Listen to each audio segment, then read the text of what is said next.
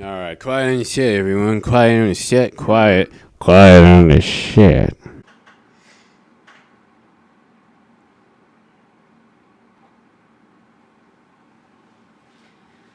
Okay, this is the official prologue for Aeleanor Sottery von Racht. We are starting the tripod camera. We're starting the tripod camera in 3, 2, 1.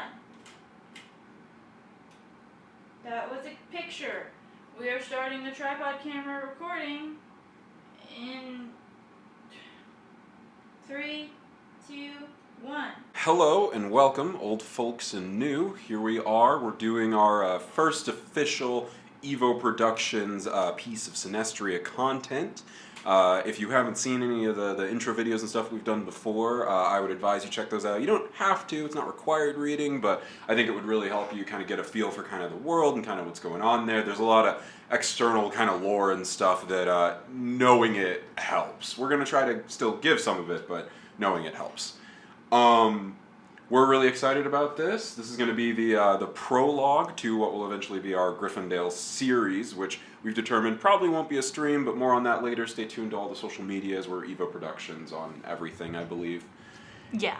And yeah, so we're going to go ahead and hop right into this. This will be the prologue for Aeleanor, and then there will be another prologue probably in January for the other character. Stay tuned for what name he wants to go by in that one. So, to begin, Aeleanor, you have been told that there is going to be an event upcoming that the Marian noble family in Griffondale has asked you to attend, you and your father, as sort of bodyguards for this event. Right. You know the event's going to be some kind of party, and it's going to be held at their personal estate, but beyond that you don't have a lot of information. So, it is going to be at night, and this is kind of the, we'll say like late morning. What would you be doing kind of during this time? Well, if it's a party at night, and it's late morning, Aeleanor has probably been preparing her spells. She is probably getting dressed. It won't take her hours to get dressed, but I mean, you know, she's probably got her hair up in like curlers or something of the like. So with her her hair up in ye old curlers, would you like to kind of describe what she looks like in her disheveled kind of morning state? Oh, she's not disheveled at all. If you think Bones would ever let her look disheveled, you are wrong. Aeleanor is a half Riani, half Stiltsguardian, but despite her Stiltsguardian blood, she is mostly Riani, like she takes after her Riani side. So she's very kind of small and lithe. She has this like bluish gray skin that gets sunburnt very easily, so she has applied some special creams to make sure that she does not get sunburned. She's very sensitive to the light. She also has very, very long black midnight hair, and it's kind of like this dark black with like some blue tint to it. Sheen in the light kind of thing. Yeah, like if she was in a certain kind of light, it would look like a dark blue. And because her hair is so long, that's why she's doing it so early in the day, because it's gonna be forever to get it done. And I guess she's probably in like a house robe of some kind, and she's got Lady, her familiar, in weasel form in her lap, and she's just kind of petting Lady. Lady is an albino weasel with red eyes, and yeah. Okay. She's just kind of sitting in her chair, looking at her spell book and petting Lady. So as you're doing that, your father, Solomon von Racht, the Stiltsguardian side of your Stiltsguardian Riani half-blood, knocks on the door, and the door kind of swings open, and he enters. He's a not tall, but not short, average height sort of gentleman. He's Stilt's guardian, as I said, so he's got very long and angular features.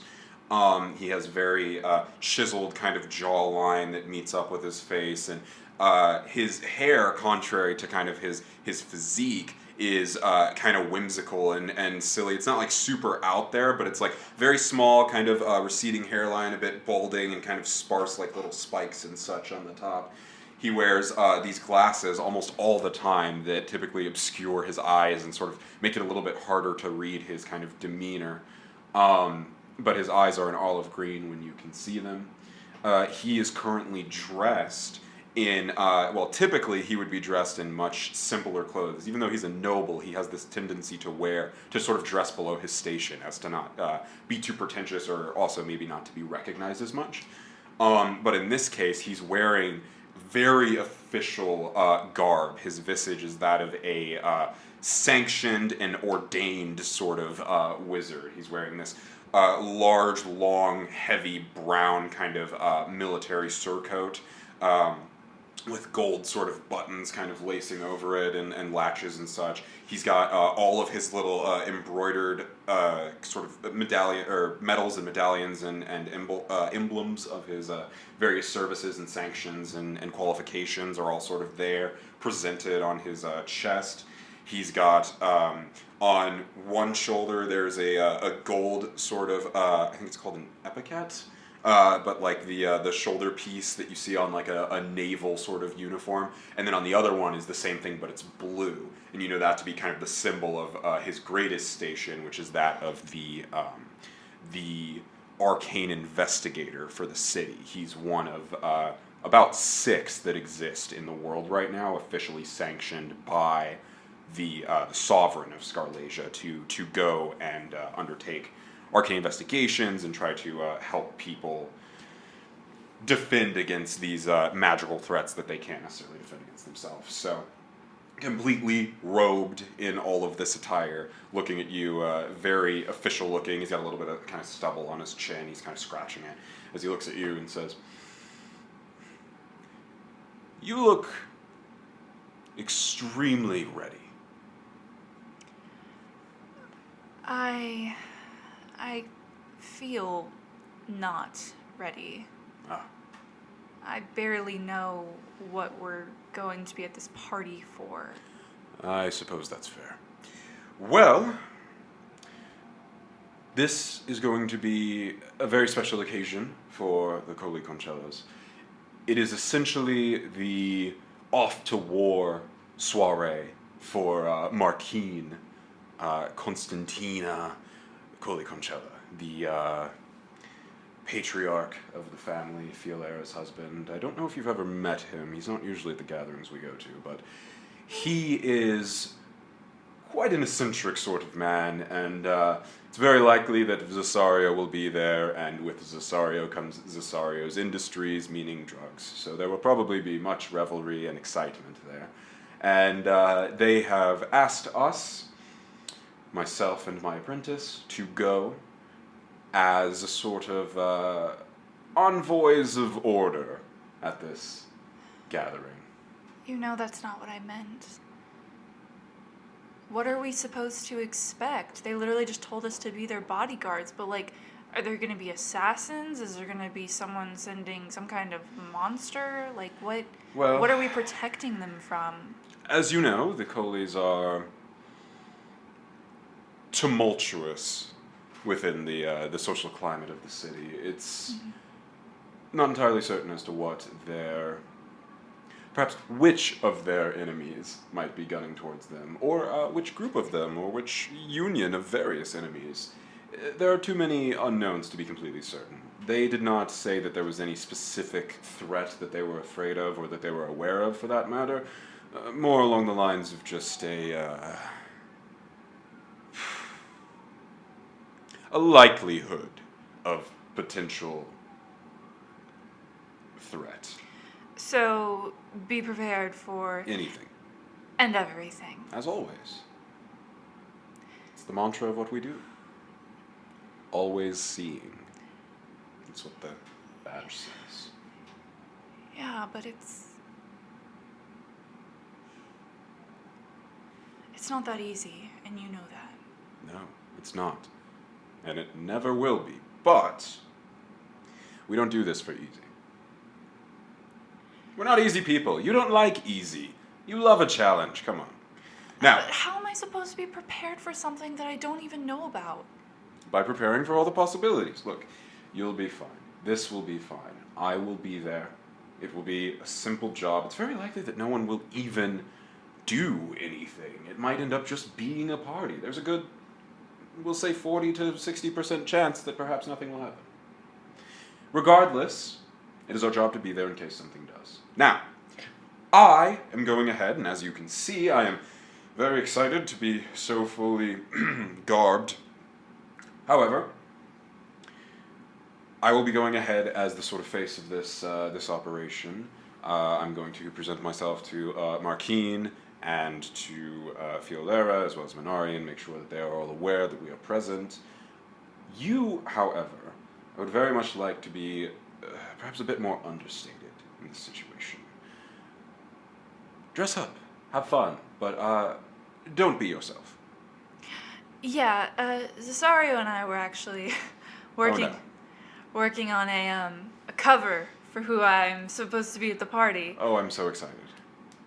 It's gonna be great. Look, she like pulls out this like mask from like a hat box type thing, and it's a porcelain mask with like this black like kind of like unibrow line across it, and like this like weird shaped eyes and like this weird shaped sort of mouth. It's a somewhat classical kind of Amarian face, but with some differences and eccentricities to it to sort of make you stand out. And she's like, look, I even went to that Stilt Guardian makeup store and I bought some makeup to make my skin not look...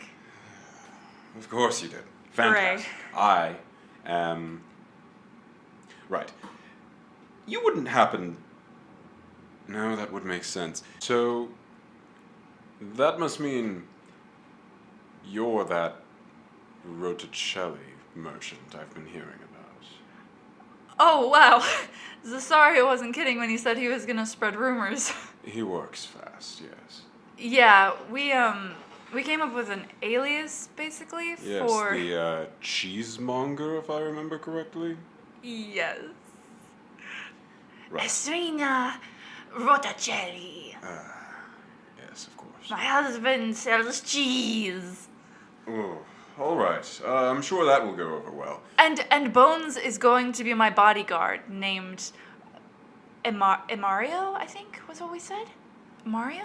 That's a Right, real Bones? Amarian name. She like looks at her like 7-foot Yeah, skeleton. and so as you look over, there is a 7-foot, glisteningly sort of polished white, whiter than any normal bone would be, skeletal man. He's got very broad shoulders, a very wide sort of rib cage, and he's wearing a long, very well tailored and well fit black tailcoat. And at this point, like a little bowler cap that's a little bit to the side. And he's got a very beautiful and ornately crafted scabbard hanging at his hip, in which is a sort of saber with a hand guard. But it's a straight kind of sword. He's got it sitting there, and you know it to be this mixture between sort of a Stilt Guardian and an Amarian weapon. It's a very unique sort of weapon that you know he carries. And as you say his name, he kind of looks to you, but he doesn't seem to have any more reaction than that. Just sort of his empty black voids where his eyes should be. We're gonna have he's gonna have like roby and stuff on to like look like an Amarian too, and he's gonna to cover his like blade and stuff, so like people don't know it's gonna be Bones. And then Bones, as you kind of say all that, he kind of looks back to Solomon and just nods. And then kind of looks to you and nods. And then he just starts walking a little bit away, and he kind of brushes past Solomon, who's at this point just kind of used to Bones' antics, as he just kind of steps aside and says, oh, well, there he goes. You must be going to get the roby. Yeah, that would make sense. All right. Well, yes, perhaps be prepared for some Amarian backlash to that as well. So. Well, yeah, but like, it wasn't my idea. everyone else is like, hey, you should be undercover so that no one targets you. And, like, I'm not trying to be rude or, like, insult their culture. I just... Sure. I'm very excited to hear you tell them that. Now, I will be going on ahead, as I said. I'm going to leave Kristoff for you. Okay. Meet me there just after sunfall. Okay. Good. Is there anything else?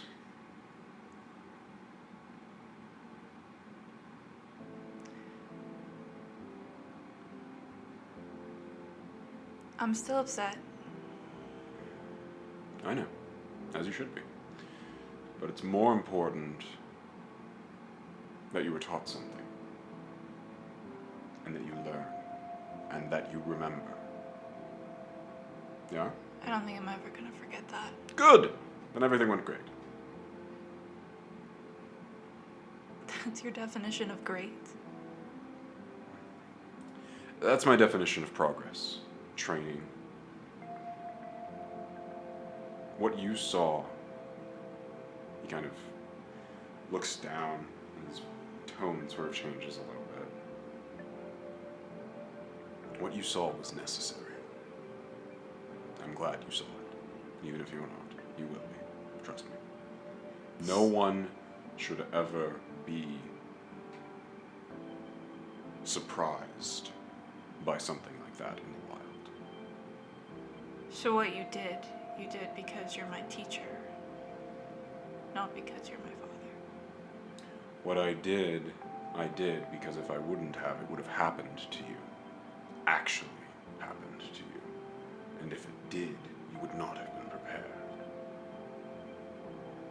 If that scenario would have occurred in the real world, or in any other realm, you would have died. In the dream room, that creature killed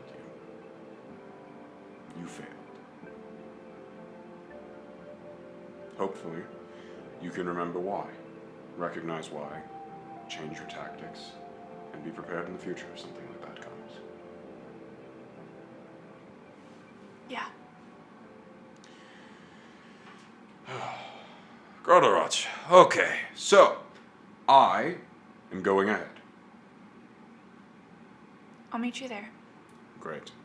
No, Miss Shelley, the cheesemonger. I don't- will meet me there. Yeah, I don't know who you are.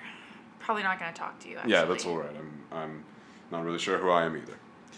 And he just kind of turns and walks out the door. And as he does, you hear the soft clap of thunder as you recognize him opening a teleportation gate and stepping through it. As it closes behind him. She just kind of picks up Lady and just kind of looks into her eyes and like just puts her little weasel nose up to her nose and just...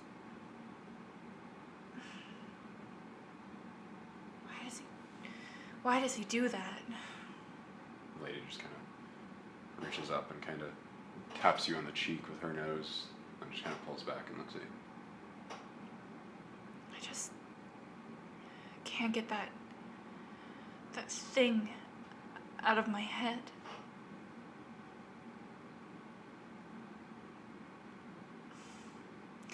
You need to get turned into a spider tonight. She begins prepping the ritual to change Lady into a tarantula. All right.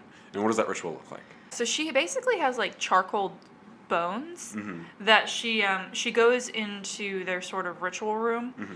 and she kind of preps this ritual with like glyphs and stuff around it. So you step your way down out of your room and sort of down, because your room's on the second floor, correct? Yeah, she goes downstairs. So you go downstairs and you head around the corner and to the back where this mirror is. And as you look at the mirror and sort of whisper something under your breath and begin to step into it, the mirror sort of warbles like water. You kind of, and once you get through, you find yourself in this fairly modest-sized kind of room, maybe like 40 feet by 40 feet or so. Very modest. Modest for a noble. Yeah. And as you step in, there are various sort of glass casings kind of lining the sides. There's 6, 3 on either side, and then one large one at the end. Most of them are empty, but a couple of them have various arcane artifacts and such that you guys have recovered on your travels, sort of stored away in them for safekeeping. You know them to be spelled and such.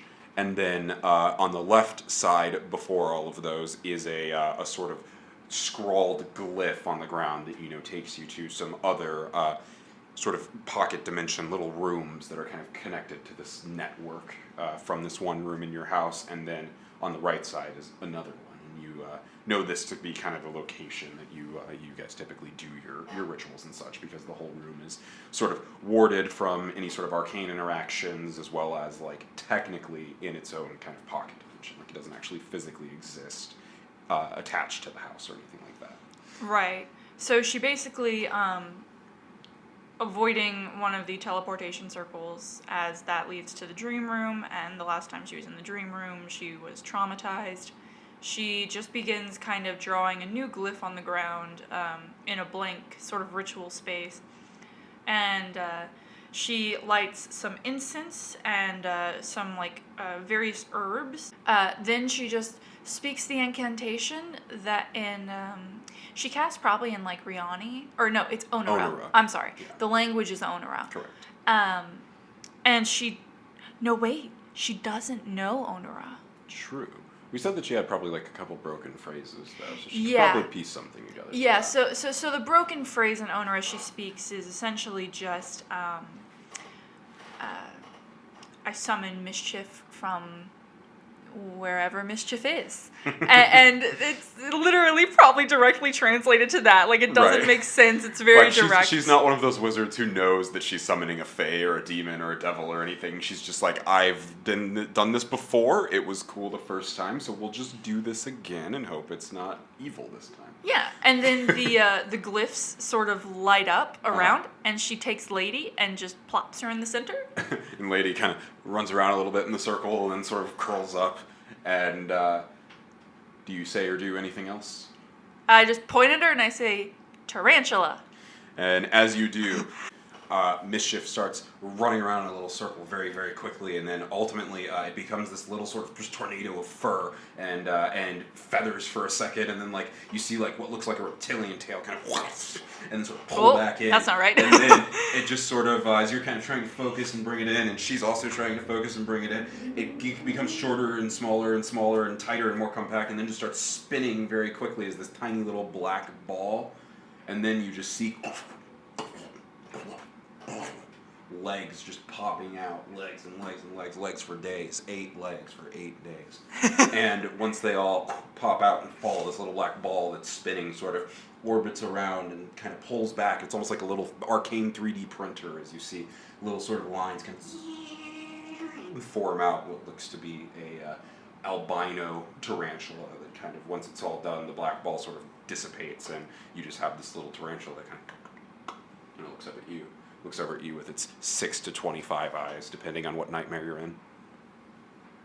I'd want her to have as many eyes as possible for this mission. All right, we'll say 25. Oh, God. She just holds out her hand. Immediately, it's like Spider-Man. There's just a web that kind of shoots up, grabs onto you, and I know tarantulas don't have webs, but this one does. And just like appears, like it just fucking jets to your arm. It's kind of just there, looking at you. Oh, good girl. And then she just gets right in your face. Yeah, I know. She just kind of, like, pets her. And just, like, runs up on top of your head. Yeah, she just kind of, like, pets the fuzzy little patch of fluffiness on the tarantula butt. And it was kind of wiggles. And she then goes, just kind of goes about her day preparing her spells and stuff. I assume Bones probably comes back at some point. Yeah, as you're preparing your spells and getting kind of ready and stuff, Bones eventually does come back. He's got 3 shopping bags. In one of them is dried meats and just a bunch of biscuits. Just a ton of biscuits. Why? Like, way too many biscuits, like 50. He can't eat. Yeah, he Why? can't eat. He just kind of sets them down and opens it up and pulls out the little boxes of biscuits. Just this big skeletal man just taking these tiny little boxes of biscuits and opening them up very gently. Bones. And then he's got this meat, Why? and he just kind of sets the meat on top of them. and just kind of like pours it out, and there's just dried meat and biscuits. And then he just turns around and then just walks away. I just take a biscuit and... With the other 2 bags. Yeah, I just take a biscuit and start eating it. Yeah, and it's pretty good. It's not like the best biscuit you ever had, but it's like not stale. No, like he brought me so many biscuits. How am I going to eat all of these? No, and then, you're not. And then the meat is pretty good as well. Kind of like a ye old beef jerky. It's probably some kind of like deer or something from the forest to the south. Okay. Yeah, and then she just kind of starts getting ready. She probably calls Bones back in eventually to help her get ready and such. Yeah, and when you do, he comes back wearing a beautiful, primarily green with gold sort of trim and embroidery kind of spinning all around it. And on the back is this beautiful looking sort of ornate mask kind of design. And you recognize this to be like a proper sort of noble Amarian tailcoat. And he's wearing a mask, and the mask is just straight black. Like, there's not even eye holes or anything. It's just a straight black mask. And he just looks over at you and just kind of looks down and looks at you as if for approval. I like it. I think it's really great. I mean, I don't know if you were an Amarian in your past life or not, but that suits you very well. He just kind of walks away. Wait, you need to get me ready. He stops, turns back to you, and walks over and starts helping you undress and redress. And over the course of the next hour or so, he gets you very well done up. And would you like to describe what you look like in your full Amarian garb as Miss Bertha Shelley?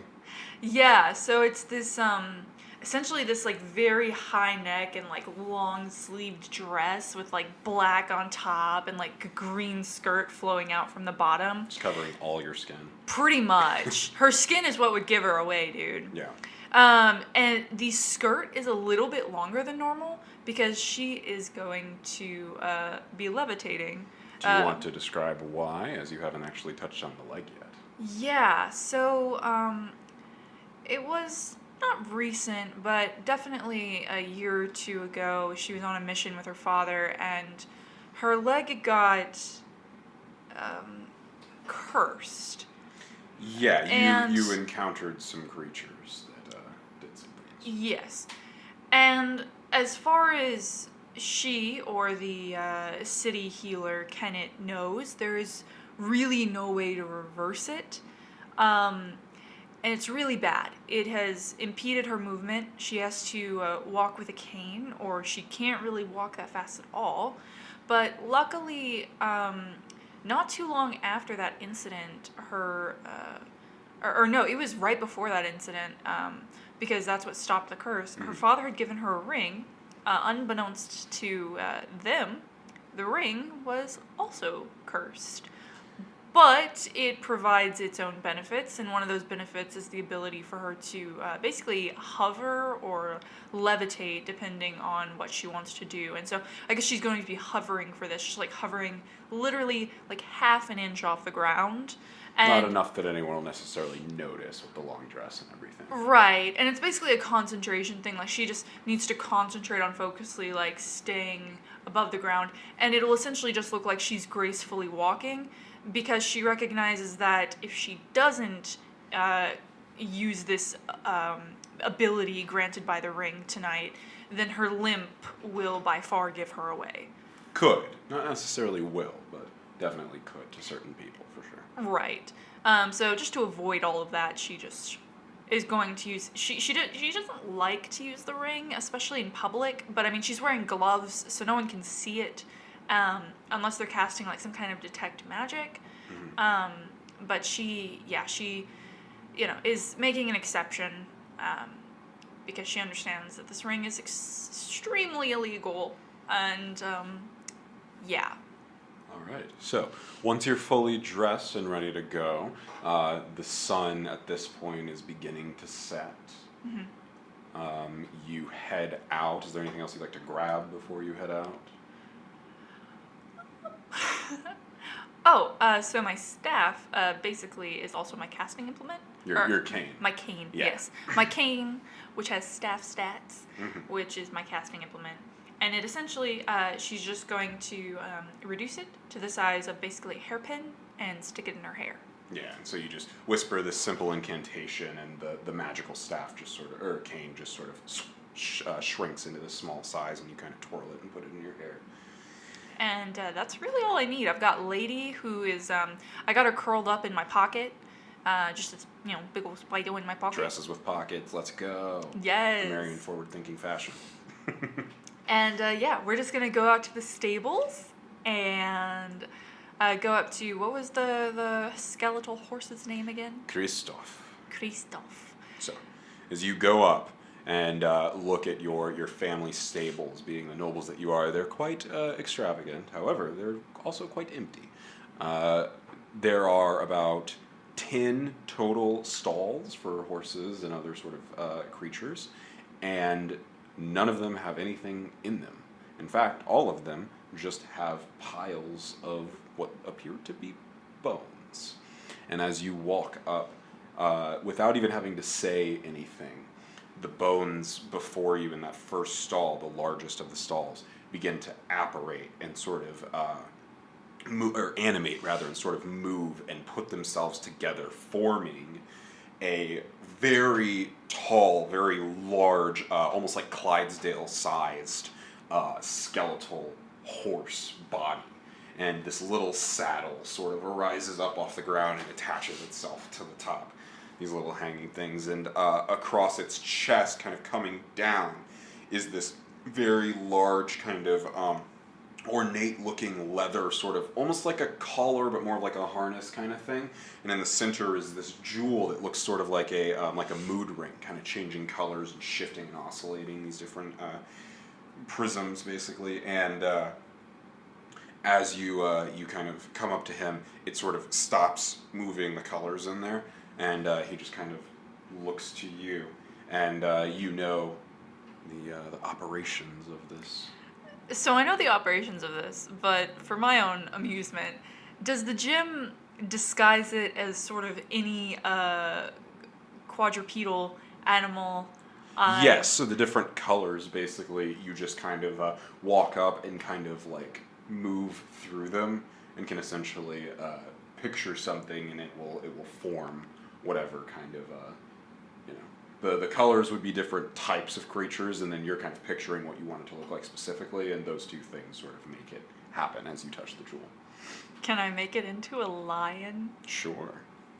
So you move over to, we'll say like yellow is for like large cats, and you sort of press your hand to it and think of this line, and whatever you're picturing begins to apparate before you as sort of this film forms around, this sort of arcane kind of ward forms around the whole creature, in place of where like the musculature and stuff would be kind of pushing the skin out, and you see the whole sort of visage of this lion with this long sort of flowing hair begin to form there. It's about a good 8 feet tall from its the ground to its head, and it kind of looks down at you. She just kind of looks to Bones. There are lions in Ameria, right? And Bones, just kind of standing beside you, looks to you, shrugs, and looks back. Okay. Yeah, she'll just climb up on the lion. So you walk forward, and are you physically trying to climb onto the lion, or are you going to levitate? Bones probably helps her. Okay, yeah, Bones just reaches out and grabs you, being a bit of an invalid, and he lifts you up onto the creature, the lion, skeletal horse thing, and puts your feet, kind of your bad foot, into the stirrup for you, as you're kind of now set there astride. Oh no, sir, she is side saddle. She is a lady. Oh, are you? Okay, well then. She is a Well lady. then, you are side saddle astride this grand beast, and do you want Bones to be driving it then? He will be leading it through the streets okay. to the American thing. So he's basically holding onto the reins. He's walking in front of you, holding the reins, and sort of standing very regal as he walks you through. Yes. If he is a servant streets. of Rodicelli, why would he be riding on her lion with... Does she even have a first name? Has she even figured out one? Eselina. Eselina Rodicelli. So, as Eselina Rodicelli leaves definitely the Von Rocht Manor, but is not seen as far as you know or are aware or care to be. I try my best to not be seen leaving the Von Rocht Manor. Yeah, we'll say that Bones brought along like your a little cloak kind of thing that you've got, and so you're just kind of moving through, and you are still a woman on a lion, but you know it doesn't. It's a magical world. It's not too crazy. But anyway, you're making your way through the street. People probably notice you, but no one necessarily knows what to think of it anyway. And she has the mask on at this point, by the way. All right. You make your way out of your main drive and out into the Duke's Square, the Duke's Quarter, and make your way across this beautiful kind of cobblestone expanse that is the marketplace and the various sort of districts and various tributary roads that kind of lead all the different ways, heading towards the eastern fell off to the right side of the city. And the two fells being just these massive mountains that flank the city on either side, and the city sort of in the center. And so as you're moving through the quarter, which is in the center of the city, up to that fell, making your way up the various sort of pathways and stuff that lead up the mountain along the side, curving around, some of them cutting through the mountain itself. It's a very beautiful and tranquil experience. There's a little bit of bustle and movement, but for the most part, you know that the Coley's Fell is definitely the one that's in the best, the least raucous of the two, for sure, as the other fell is very smoother. It's rowdy steep. and yeah, it's also a little bit more rocky, like Stiltsgard itself is. This one being a Marion is very smooth. It's nice and paved. There's even some gilding along some of the things. They put a lot of money into the infrastructure of their land, basically. Yeah. And you know that these Amarians do own this whole mountain. Property so value, they man. They make it all happen, yeah. You're passing by beautiful sort of bazaars and little palatial kind of businesses and such, and a couple of people kind of wave at you, and a couple of people look at you thinking, like, who is this Amarian woman we've never seen, or this mask, at least, that we've never seen. And yeah, you continue up all the way until... God, they're gonna hate her so much after tonight. Really might. But it depends. I mean, you are there to protect them, so we'll see what happens. Yeah. But you make your way all the way up to the very tippy top, past all of the beautiful establishments, which I'm sure we'll get into in Griffondale. And you arrive at this massive sort of golden gate. The majority of the gate itself is made of kind of like steel, but there's beautiful gilding on it, and the gate that actually opens, that sort of part of it is all, gold lined at the very least with some gem encrustings and such, and it has two C's sort of interlocked on either side, sort of like the coach symbol, just sort of plastered in the center. And oh, okay. I see what you're going for there, yeah. Yeah, and as you arrive, you are... On either side, the gate is flanked by two skeletons in brown sort of suits, tailcoats, jackets, and they're looking at you, and you see that they have your father's insignia on their chests. And they kind of look to you and then sort of motion towards the gate, and as they do, the gate kind of moves inward. Yeah. And you move towards now into the main sort of drive that leads up to the first of many houses in what could only be described as a compound atop this mountain. There are essentially probably about 12 buildings, maybe more like a little campus. But there's about 12 different buildings. Most of them are servant housing, but then there's also the main estate at the very far back. There's the stables, which has its own building for them, opposed to just being like a shack or a barn like yours is. It's like an actual full enclosed kind of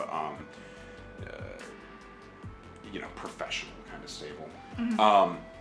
The gate closes behind you as you make your way to the first of these buildings, which is the reception house.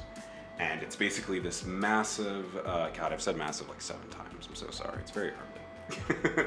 But it is a very large, palatial, I would call it like a governor's manor from like the Civil War kind of era, if you'd think. Yeah. And it's this beautiful white sort of marble kind of building, and then atop it is a sort of dome, almost like a Capitol building kind of thing.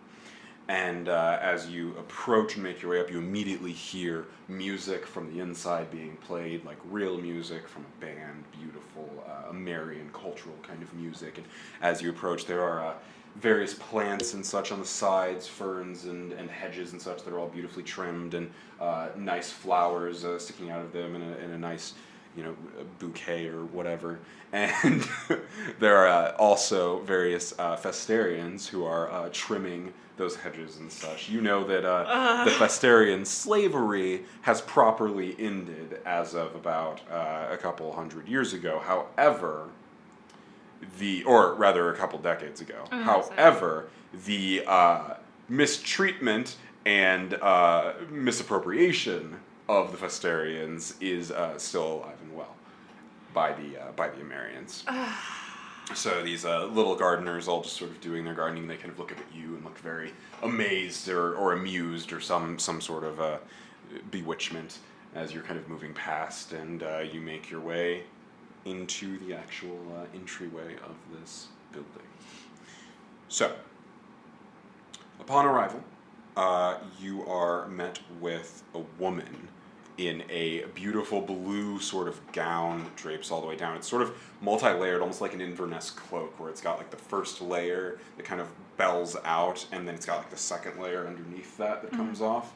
And it's got this nice sort of white kind of embroidery on it that's very beautiful, and her mask is this blue kind of mask that looks almost like if you splashed a rock into water and it came up.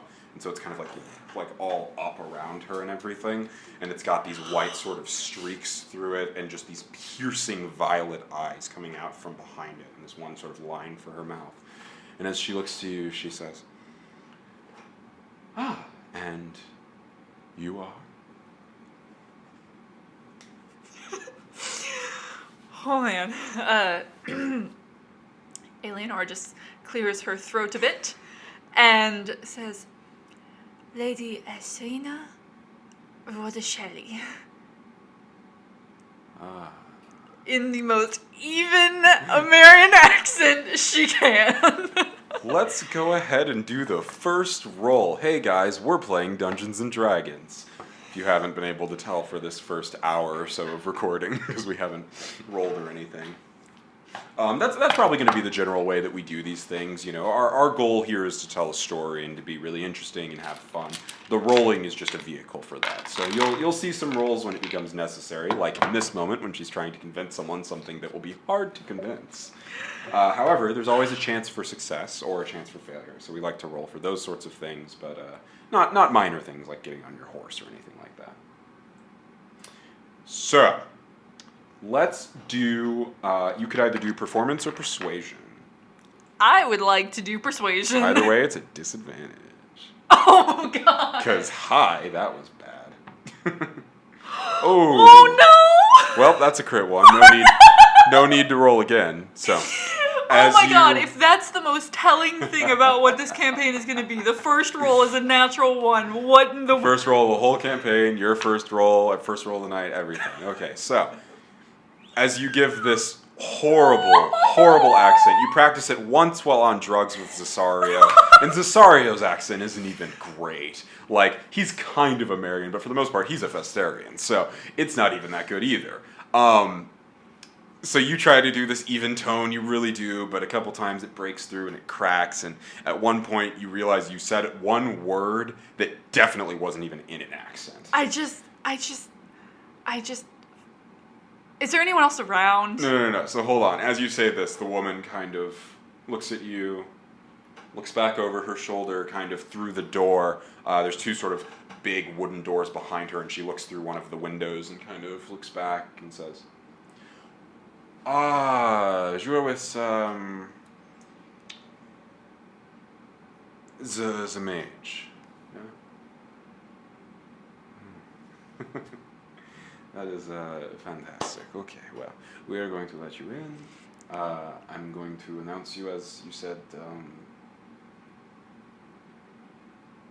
She just drops the accent at this point. Aeleanor Roticelli? Yeah. You do know that means mistress of cheese, yes? God damn it, Cesario! Fuck! Esrina is a true Amarian name. Yes, it's good. My grandmother is named Esrina, but Bertha Shelley means mistress of cheese. We don't have much cheese in Ameria. Okay. Well, I will announce you as Esrina. I'm gonna kill Cesario. And go ahead and enter.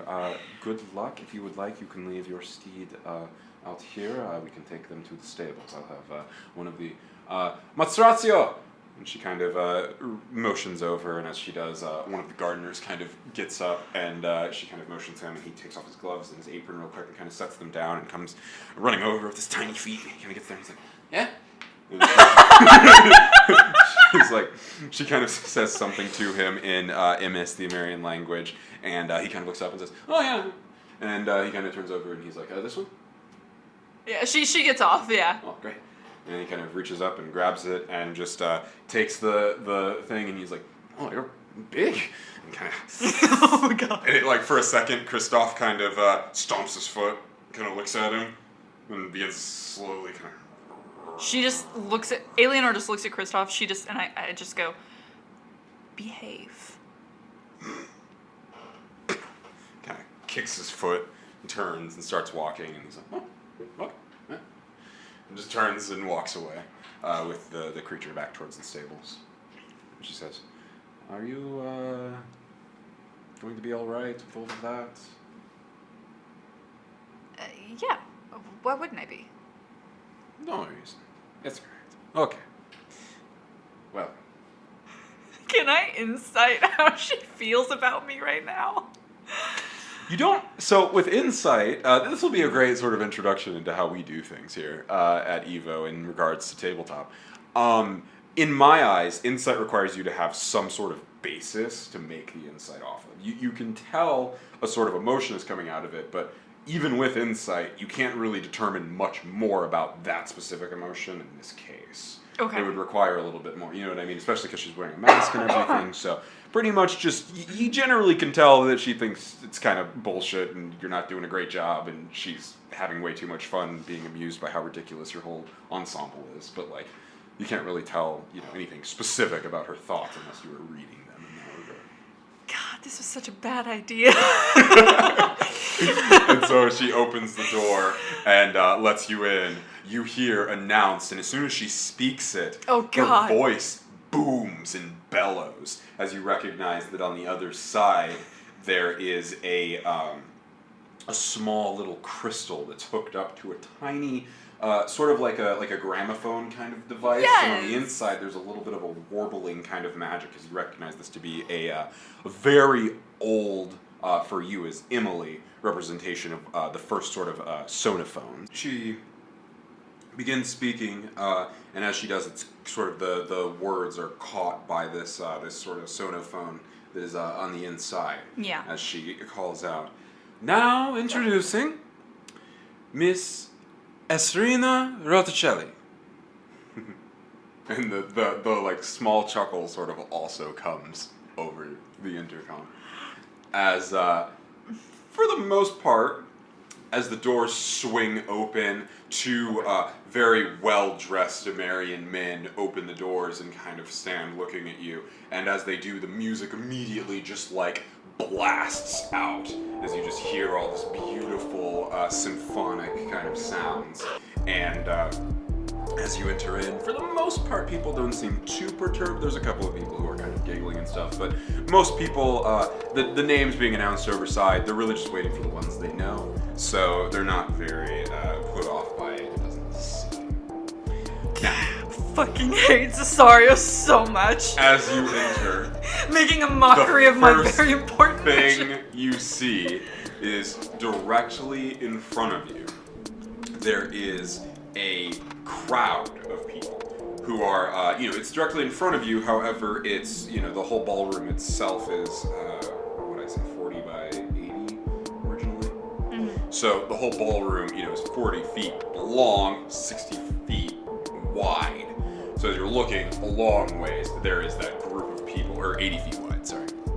You're looking long ways, there's a group of people who are crowded around what you can very quickly recognize as Martine, the patriarch of the family, as he's kind of sitting there on this chair, just kind of looking at them and talking and moving his hands and accepting accolades from them as they all sort of are wishing him well to war and recognizing his duty and his honor and his pride in the country and what he's doing to go fight the evil sirens on the sea.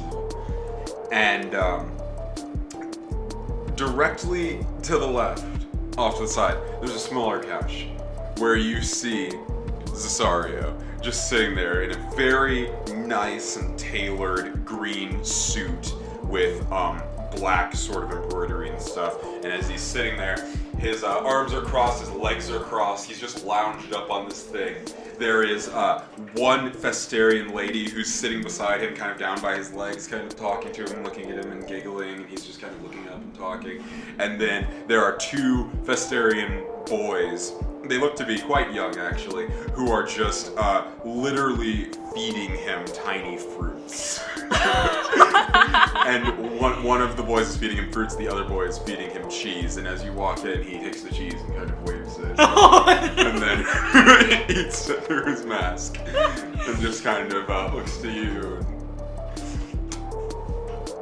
Fucking. Continuing to look around, you see, not by her father actually, but a bit off to the side, further to the left of the ballroom, Minari, basically the first daughter and the oldest of all the children of the Goliconcellos. She is wearing this very understated sort of black dress with these green sort of frills basically coming off of it, like around the collar as well as like down her arms. It's a very interesting sort of design. It looks sort of like a fish's fins almost, kind of coming off of the whole thing.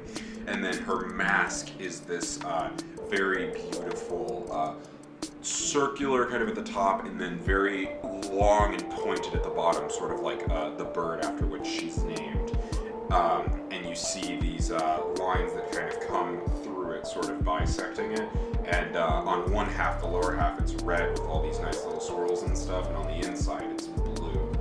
And she kind of, as you enter, kind of nods and seems to be just sort of talking with various kind of nobles and seems to be sort of gathering their attention.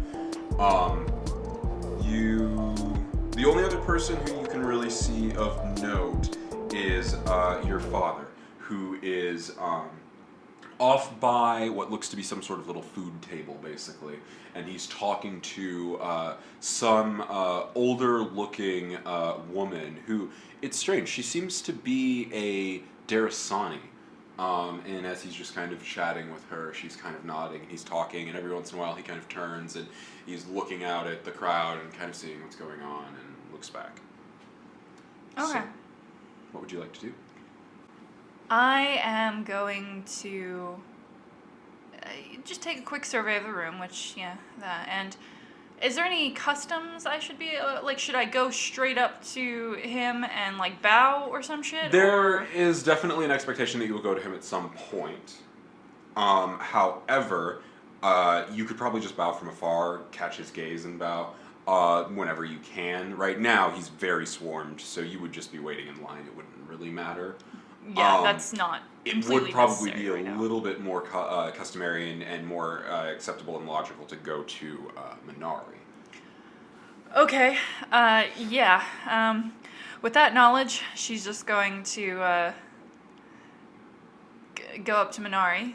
Okay, so as she's kind of there speaking to all of them, she's a very long and slender sort of woman. She has not very voluptuous features.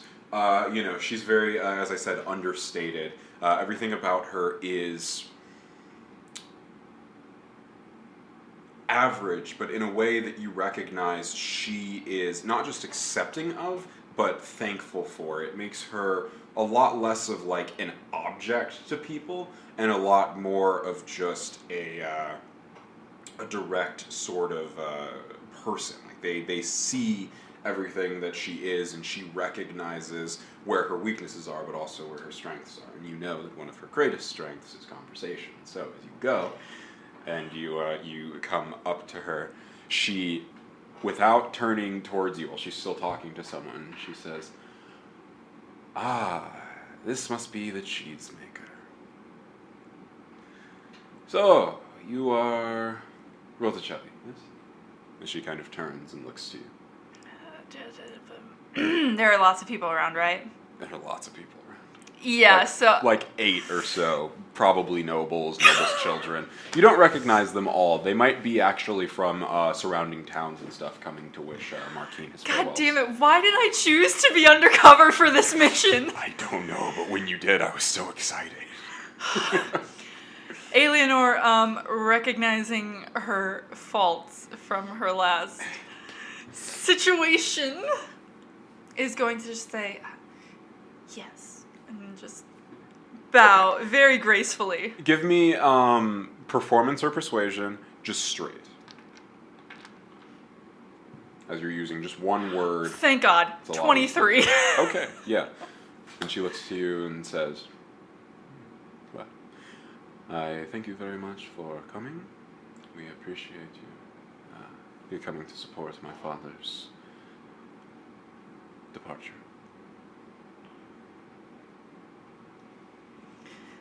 You're like, yes. Yes, I wish him the best of luck. As do we. And with that, you can't necessarily tell if you've got all the way kind of through her, but she does just sort of float back over to the group she was talking to before and kind of leave you. That's fine. Thank God. Okay. Introductions over. Yeah, officially you've sort of done what is customary. You've introduced yourself to the family. So at this point, even if you don't really see Martini, that's fine. But you recognize if you catch his gaze or his attention at any point, you need to acknowledge. Okay. At that point, I am going to kind of find a place that's not as crowded, behind a column maybe, where no one's really going to see me. Okay. And I'm going to release Lady and have her climb up one of the columns to get an aerial view, essentially, of the party. So as you step forward, I'll take this as sort of an opportunity to describe the environment. So basically there's this beautiful green marble floor that has these amazing sort of embroideries and designs inlaid into the marble itself. Very, very intricate. You recognize this type of marble isn't even from this region or even this continent. It's actually from America. Whoa. And so the family has had it shipped in overseas over the course of however long. They've been here for decades, so. But this whole thing is almost like a piece of America itself has been transplanted from the country to this new continent. And then on top of this massive sort of ballroom floor, there are these 5 golden embroidered, what would you call it? These golden sort of gilded pillars with the sort of circling and swirls and fleur-de-lis kind of. Like crown moldings and stuff? Yeah, exactly. Kind of coming all the way up. Very, very Versailles, all of it. And there are 5 of them in this sort of star pattern that are holding up, as you look up, that dome that you saw from the outside. And essentially, on the rims of the dome is where those columns meet, and then in the center of that dome, maybe only being about 15 feet in diameter, but it stretches up about another 10 feet or so and kind of creates that dome shape. And all of it is just this beautiful mosaic. And inside of this mosaic, it's depicting what looks to be the last battle of Imric. And you know Imric to be the Amerian sort of, the namesake for their entire country and way of life. He was basically just this really important guy in history who defended their land that ultimately became Ameria from these foreign conquerors. And this is sort of his last battle on the beach as all of these ships are coming in and all these dudes are flooding off and attacking him, and he's just there, like, on his knees with his blades on either side of him, just bleeding out, and, like, still just, like, this look on his face, like he's still gonna keep going even though he's, like, dead. Yeah, she just stares up at that for a solid, like, few seconds, in utter awe. Like, fuck, that's pretty intense. Once Lady has been properly positioned in the rafters. Yeah, and Lady does. She crawls up and gets up in there. Not particularly rafters, but there are, as you said, the crown molding and the different sort of things that you can kind of sneak her into. She does not seem noticed by anyone. Everyone seems a lot more focused on what's happening on the ground. Good. And then I am going to telepathically communicate with Bones and basically say, dance with me. All right. And so Bones begins moving forward. He kind of takes your hand very quickly and pulls you onto the dance floor and kind of swings you around using that momentum to kind of do the first spin and then kind of catches you from behind and pulls you into this very rhythmic and almost it's like the washing of the waves on the shore as he dances. This kind of like swaying sort of movement back and forth all across the ballroom as you guys keep moving. Go ahead and give me a performance check, just a straight performance check as he's kind of leading the dance.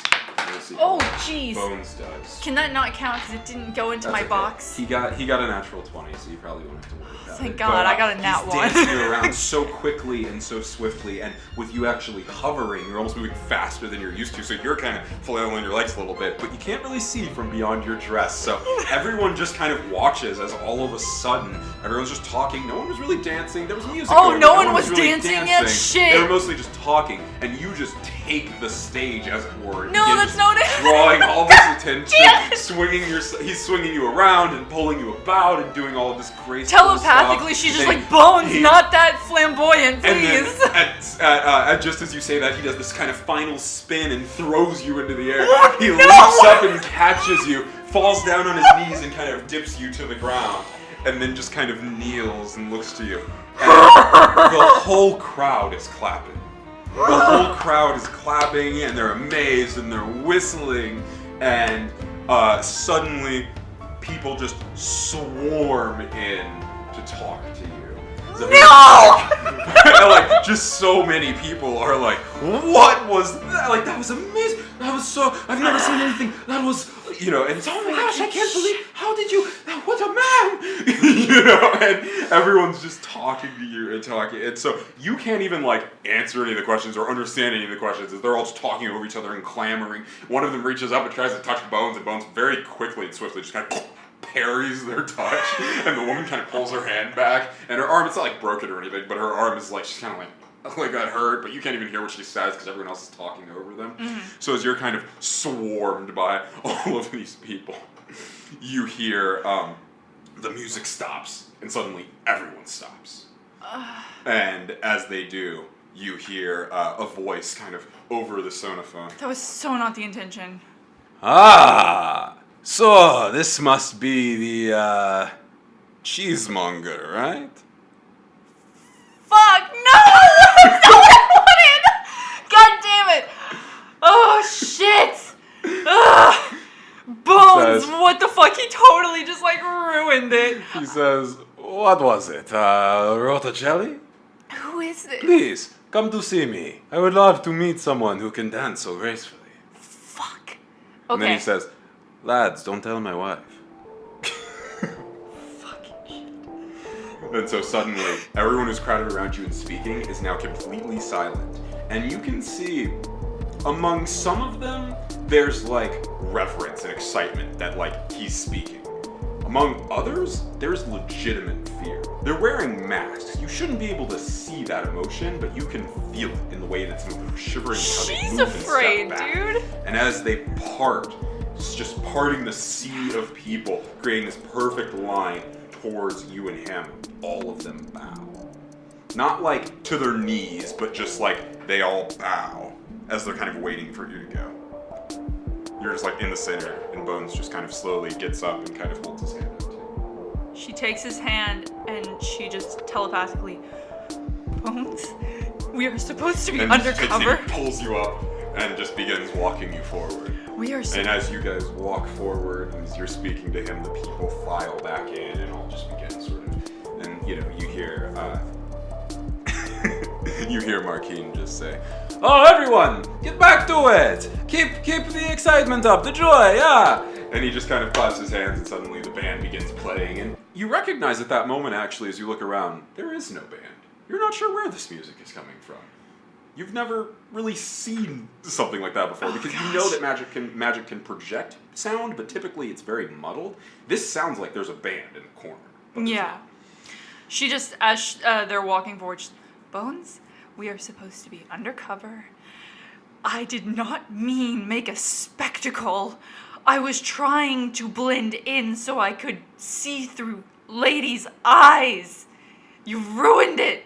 Now we're the center of attention. As this happens, you see, just as you're walking up towards him, and Martine, who you still can't really see him, as there are still kind of people crowded around him, a little form just sort of sweeps up beside you and kind of looks to you and says, "Oh, it's you! You've come! That's wonderful!" And you look down, and it's Cesario in his little suit with a piece of cheese. And as you kind of hug each other, he's like, "Fantastic!" I just whisper in his ear, "I'm gonna fucking kill you." "Fantastic! Wonderful, wonderful." As he leads you up, and the rest of the people around Martine part, and as they do, you see a man who wields power. Yeah? You can see truly, as I said, a reverence and a fear. In this inner circle, the people who were really talking to him, there's an equal amount of reverence and fear. And it's not, "Oh, I'm so afraid, I'm going to back away, I'm scared of this man." But it is, at any moment, this man could do something. You see in one hand, he's got maybe the biggest chalice of wine you've ever seen. And it's gold with jewels encrusted around it, literally looking like the frickin' Holy Grail.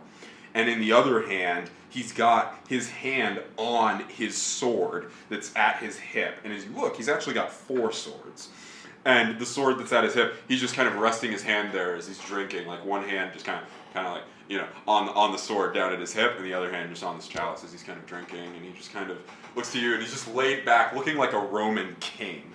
And all these people part. They're in the most beautiful clothes you've ever seen. And he himself is in... He has nothing on his chest at all. All that you can see are just these tattoos all over his chest that go all the way to his back. Just completely bare-chested, no hair either on his chest or his arms. And from his waist down, he's wearing this really ornate and beautiful sash that sort of trails down to his feet, and then just the most expensive pants you've ever seen. You're not even sure what that material is, but it looks like a cross between like leather and like snake skin. I want those pants. And it's just gorgeous. And it like glints with like little like almost like crystals are like embedded in it, like it shimmers. As he's just kind of there with his legs crossed, looking like an Arabian king is more accurate. As he just kind of is there, and he says, "Oh, and his face, yeah. So his face, he's got this shock red hair, which is very weird for an Amarian. That's not typically their sort of colors, but in it there are these just like streaks and heavy sort of presences of white. Not gray, but like white, proper white. Whoa. And you see his eyes are the most glistening emerald green that you've ever seen. And they just almost like shine with their own personal light. And you recognize that the greener an Amarian's eyes are, the closer they are to Imric and the true bloodline. And essentially, these eyes being this green, you're like, this is pretty much the purest you can get other than being the Emperor, as far as like Amarian bloodlines go. And he kind of motions you up, all these tattoos on his arms and hands and everything. And he just kind of motions to you. And he's like, come. You, Bertha, this is wonderful. Where do you come from? I've never even heard of you. I heard of you last week. It was very surprising that there was a cheese maker who had came to here to just, to make cheese here in Griffondale. Fucking shit. And before you say anything, Cesario kind of steps forward and kind of accidentally slaps your mouth with his hand and kind of steps back, and he's like, "Oh, my lord, oh, it's just, she's come to, She's come for me, for me. We've come, she's my friend. She has come here from the old land to help with me." And he looks and he says, "Oh, wonderful. What do you do that?" And he's like, lying, Cesario! It's good things. She does great things for us. It will be wonderful. You don't need to worry about anything." And he's like, "Well, that is great. That's fantastic. Well, I'm glad you're here. This is great." I am going to bow very low and just pull Bones down with me. Yeah, and as you do, Bones just kind of like falls to his knees. And he's like about normal human height on his knees. And you kind of push him down to the ground. And he says, No, up, it's a party, no need. He takes another big drink and it kind of gets over his chest and kind of... Well, actually, he doesn't do it because he's got the drink in his hand, so someone else reaches out and kind of very quickly kind of like pats him and is like, I touched him. He's so drunk right now. He's so drunk right now. Okay, wait, is there like more like drugs and stuff going around? Give me a perception check. Yeah, woo, we're playing D&D, guys. We roll here. Perception 23. 23, okay. Yeah, looking about, pretty much everyone here has something. It's not necessarily like all hard designer drugs, but you can see a couple of the nobles are using, there's like spice, you can assume it's spice, in various small little pipes and such, and there is one noble who's doing just basically what just looks like a hookah, essentially, just a big tabletop thing. There's like four others around him, and there are a couple people off in the corner that you can see that appear to be, very hyperactive, like definitely on some shit. So for the most part, yeah, you can even tell with that high of a roll, looking at him, that it's very possible that there's something more than just alcohol in his glass. Are there any downers that are just being served right now? Any, like, calm drugs? Not particularly, no. That's not really how an Amarian party goes. Okay, I'll just, whatever's being served, I'll just take a little bit and then just be like, try and just get some gusto going. She doesn't really know what to say. Do you say anything about wanting something? Or do you just, like, reach over? Because we'll say that there's various Festarians kind of walking around with little trays that have tiny, like, gummies and food and stuff on them and such. And you know that in an Amarian party, this is probably all drugged. I'll just take a little gummy from a Festarian tray. Yeah, so the one just kind of walks up and you just kind of, he's a little bit further away, but you just kind of, motion him over and kind of grab something real quick. And while I'm kind of doing that, I'm going to cast Detect Magic really quick. Okay, give me a sleight of hand check, just straight, because you're kind of trying to cover it, but as you're kind of trying to cast the spell and using the somatics and... Right, and it's going to give me the ability to sense magic for 10 minutes. Since I'm kind of, like, going to be sitting over by the marquee, I will be dropping concentration on my hover, but I'm going to make it look like as I kind of sit down, because he's just like, oh, sit, yeah, there's couches all around him and stuff. So yeah, I'll just kind of motioning to you to take a second and sit down.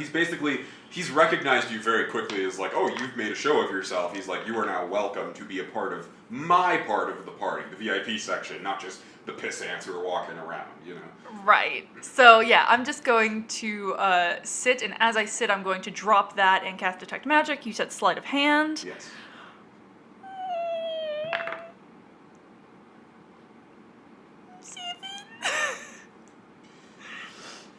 You begin casting, and as you do, you feel cold metal on your wrist, and it hits hard, it stings. You take 1 point of damage, as before you can even recognize, he's drawn his blade, flipped it around in his hand, and whacked you with the blunt end of it on your wrist. Your wrist has this tiny little, like, welt on it, and there's a little bit of blood coming off. She says, relax, and then she just fireworks in her hands. He says, no need for that, no need, this is the party. And then you do that, and he's like, oh.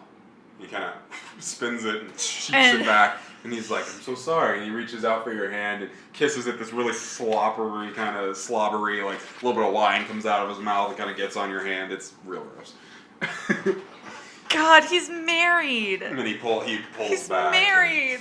He's like, so, please, explain to me. I have a question for you. It's a very interesting hair color that you have for an Amarian. And in fact, your eyes as well are very, less than emerald. He kind of takes a sip, and as he does, like, everyone kind of, like, starts whispering in the circle around you. Cesario kind of reaches up to kind of start speaking, and you just hear what? As you see that he's just slapped him again, like with the same sword, just like on the side, across his mouth. And Cesario kind of gets like knocked back, and you see him spit a little bit of blood onto the ground. And the blade of Martine's sword is just like pressed to his lips, like shushing him. I'm trying to like see if I have something that allows me to whisper quieter to him, because You have message. I don't have message. Oh, I thought you did. I have mending. Oh, that's right. And I have prestidigitation, but that's not like thaumaturgy. It can't like create louder and smaller sounds. And he says, No matter. Any friend of Cesario's. And he kind of slowly pulls his blade back, and as he does, you see Cesario kind of like cringing, kind of like, as the blade kind of slowly, the sharp end of it like running over his lip, and then he kind of sheaths it back. Is there any way I can like, very stealthily kind of show him my badge? There are a lot of people around right now, so stealthily. That's what I'm worried about. But it's only in his inner circle, maybe like 12 people. So it's like, it's a lot of people, but it's not the whole party. So I mean, no and yes. Yeah, I just don't want... Well, we don't know if it's coming from his inner circle or not. No, you don't know. Literally know nothing. This is bad. This is not how I wanted this to go. Oh god, Aeleanor, Go ahead what have you and done? give me a perception check. Okay. As you're kind of looking around... 22. Okay, you're kind of looking around for maybe like an out in the situation. You're kind of like, okay, where's my dad? What's going on here? Can I like get out of this in any way? Do I really need to fucking do this right now? And as you're looking around, you see a little bit of movement. The sort of beautiful dome with the whole sort of thing on top of it, it is this beautiful sort of mosaic. However, it's not the entirety of the dome. There are sort of windows that would like let in light during the day, basically. Right. And as you're kind of looking around and looking up, you see something kind of flick by one of those windows. And you're Ooh. Oh, shit. I'm switching to, you get one action. Oh, I get one action? Shit. I'm going to switch to Lady's Eyesight. She's on the top. Okay. And I'm going to have her look around and see if she can find anyone at the party who is acting suspicious or whatever that was. Oh yeah. Suddenly, there are 3 figures across the entirety of the ballroom who are acting very suspiciously as they pull out long, tattered sort of, it looks like they've almost been written on like little wood sheets, like old parchment. And as they pull it up and hold it up in front of your father. Bones, go! And Go! a man who you had not seen there before, but do recognize very quickly. You've already made the first action. Oh shit, damn it! A man who you had not seen previously, as you don't usually see him, but you do recognize him and have seen him before. Tall, wearing all blue, has a silver mask that sort of swirls kind of like a seashell, and then there's blue sort of swirled into it as you see the Earl Silenci, the Master of Whispers, essentially the spy master for the city. And there is in front of him, in front of your father, and in front of one other person in the crowd, just that Darrisani woman that your father was talking to. You see these men, all of them with long black braids down their back, and wearing dark black and blue sort of clothes. And you can see very clearly through Lady's eyes that all of these men, they just kind of all appear at the same time, just pop out. And when they do, you can see that their hands are blue skin, their face is blue skin. You recognize them very quickly as Rios. As they all appear, and suddenly, just as they appear, there are these simultaneous crashes like lightning as plates and stuff fall off the tables and shatter, and the hookah topples over, and one of the guys who hasn't recognized what's going on is just kind of like, ah! And everything just sort of shakes and quakes, almost like a small earthquake, as all these little explosions go off, and just forces of air knock people over, as well as your father, the woman he was speaking to, and Salinci all vanish in various flashing colors of light. The men stay behind, but as the people, 3 different people, vanish, the scrolls they were holding disappear in sort of flashes of colored flame, the same color as the color of light that had taken those characters. So, at that point, there is small bursts all throughout. There are 4 of them all throughout the ball, in each corner of the ball, and you spread out very quickly. Everything gets extremely cold, and something like a localized ice storm begins to occur in the ball. It's not like whipping around wind or anything like that. It's just this like thick ice fog, as it were, basically. Small crackling bits of winter electricity kind of surging from little specks of ice that are kind of static floating in the air. And everything just freezes, and the visibility drops significantly within the ballroom. At which point, go ahead and roll initiative. I got a 16 on initiative. I know. I put it down. You sure got a 16. It's okay. The enemy's only got an 18, so they only go kind of this. Oh no!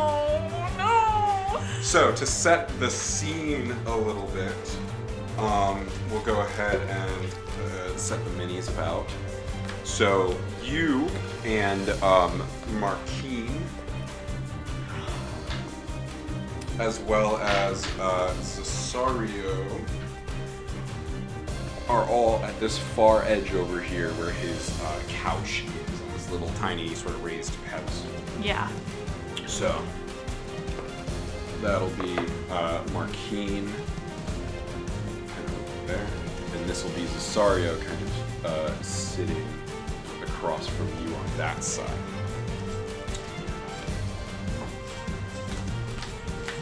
All about here They're just people. are just people. Real, human in some capacity, we'll say bipedal living folk. They're not necessarily humans. But,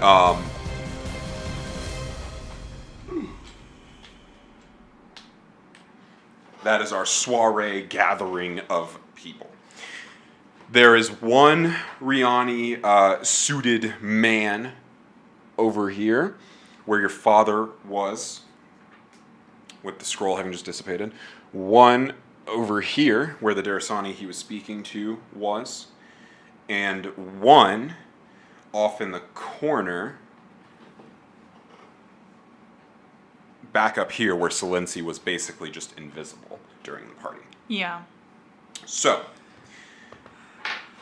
as the actions are all sort of taken, and all 3 of those sort of named major characters just vanish simultaneously in these various flashes of light. Some of the people, as you can see, are flipped upside down. Those are the ones that were like knocked over by various effects, and people are now sort of rushing around, kind of knocking each other over, as these Riani men all draw these long black sticks with, as they kind of like flip them, these thick black blades flip out of them as they begin just cutting into the people around them. Oh my god! So this guy sprints up here and just kills this person, and moves towards this person and begins. Oh, they have multi-attack. Kills that person as well. Oh my god. And then these 2 are going to run to the other 2 people who were eating, and these guys are actually going to gang up on this guy because he's got a sword. And so they kill him.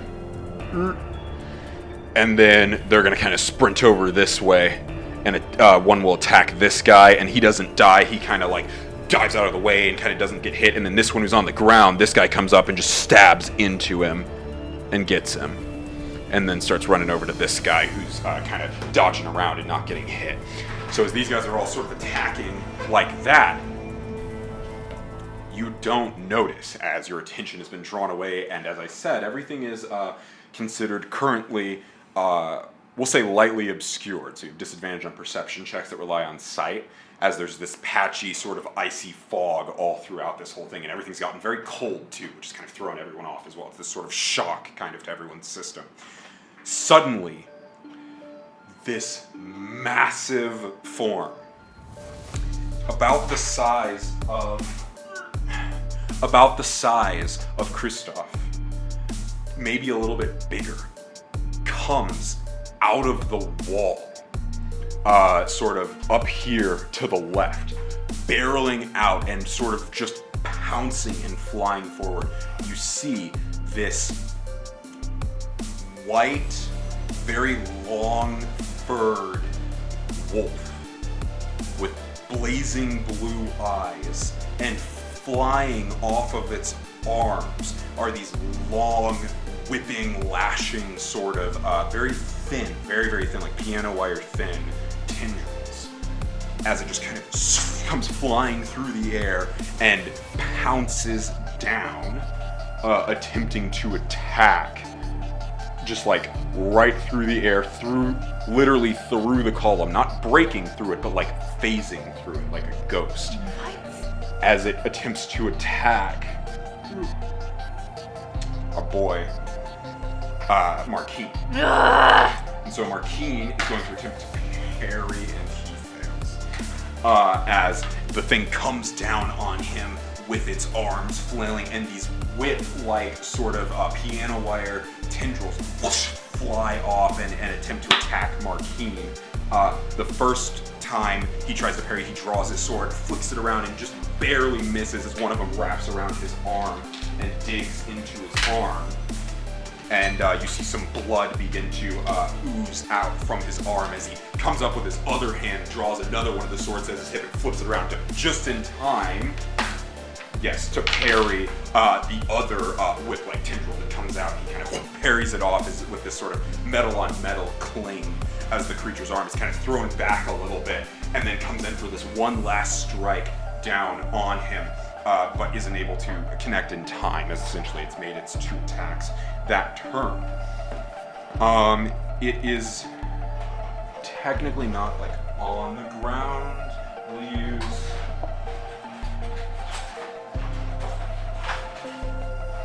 We'll use this to denote height in this situation. As these things reach out about 15 feet, so it's actually about 15, maybe 20 feet up in the air, still kind of barreling down towards Martine as he's parrying off these attacks.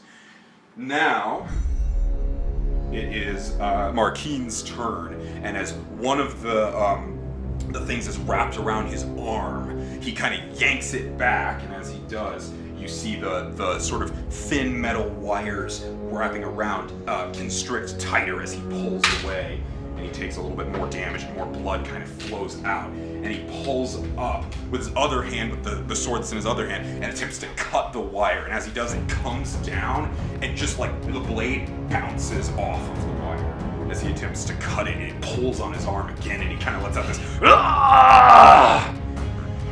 As it is now Aeleanor's turn. Okay.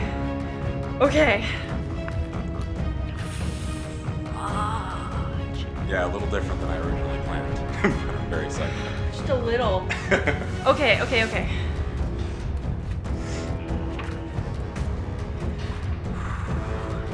Chill touch on the guys over there who are killing people, the group of two. And I'm going to cast it, and then Bones is going to use his reaction to cast Spell Mimic and copy my spell. And it basically, the way Chill Touch works, Aeleanor traces lines on her palm and says, Gravitos! And this spectral, rotted hand just appears out of the floor and grabs one of the Riani, and then basically Bones exactly mimics what she does, and they both just like hold their palms out and say Grove Touche. Yeah, so as you activate your Eidolon's reaction to copy your cantrip, both of you reach out and you scream the word, and the word is echoed through his voice, you knowing that the only time he can ever truly speak properly is when he's casting spells. As this deep voice comes out, Grove Touche! And it comes, this hand, his being this much larger black skeletal hand, comes up, grabs the leg of the Riani and sort of pulls it down as the Riani kind of pulls back and kind of tries to hack at it with its axe. But by the time that it does, it isn't even, the hand disappears basically. Yeah. Oh gosh. Okay, mine is mine's a 12 to hit. Does not hit, as just barely that Riani is able to sort of leap out of the way. And Bones is a 24. Okay, the 24 definitely hits. Alright. So yeah, as that hand comes up and grabs him, and he's pulling, taking that little comma that he has, spinning it around and trying to hit into the hand. How much damage is that? That's 11 points of damage. Yeah, it literally, the hand rips down the dude's leg, tearing into the pants of his suit, ripping off the cloth, digging these black claws down his leg and mangling it. It looks like, it looks like a bear mauled his leg. Yes. There's blood all over the floor. He's screaming out and looks back, his leg like dangling, he's like limping, he's fucked up. Yeah. And then she is going to just say, Bones, kill them. Okay. And Bones is going to use his action. How far is that guy from Bones? That giant thing that's floating it's around? about 20 feet up in the air. 20 feet up in the air. Okay. So from Bones, it's probably about 25 feet. In that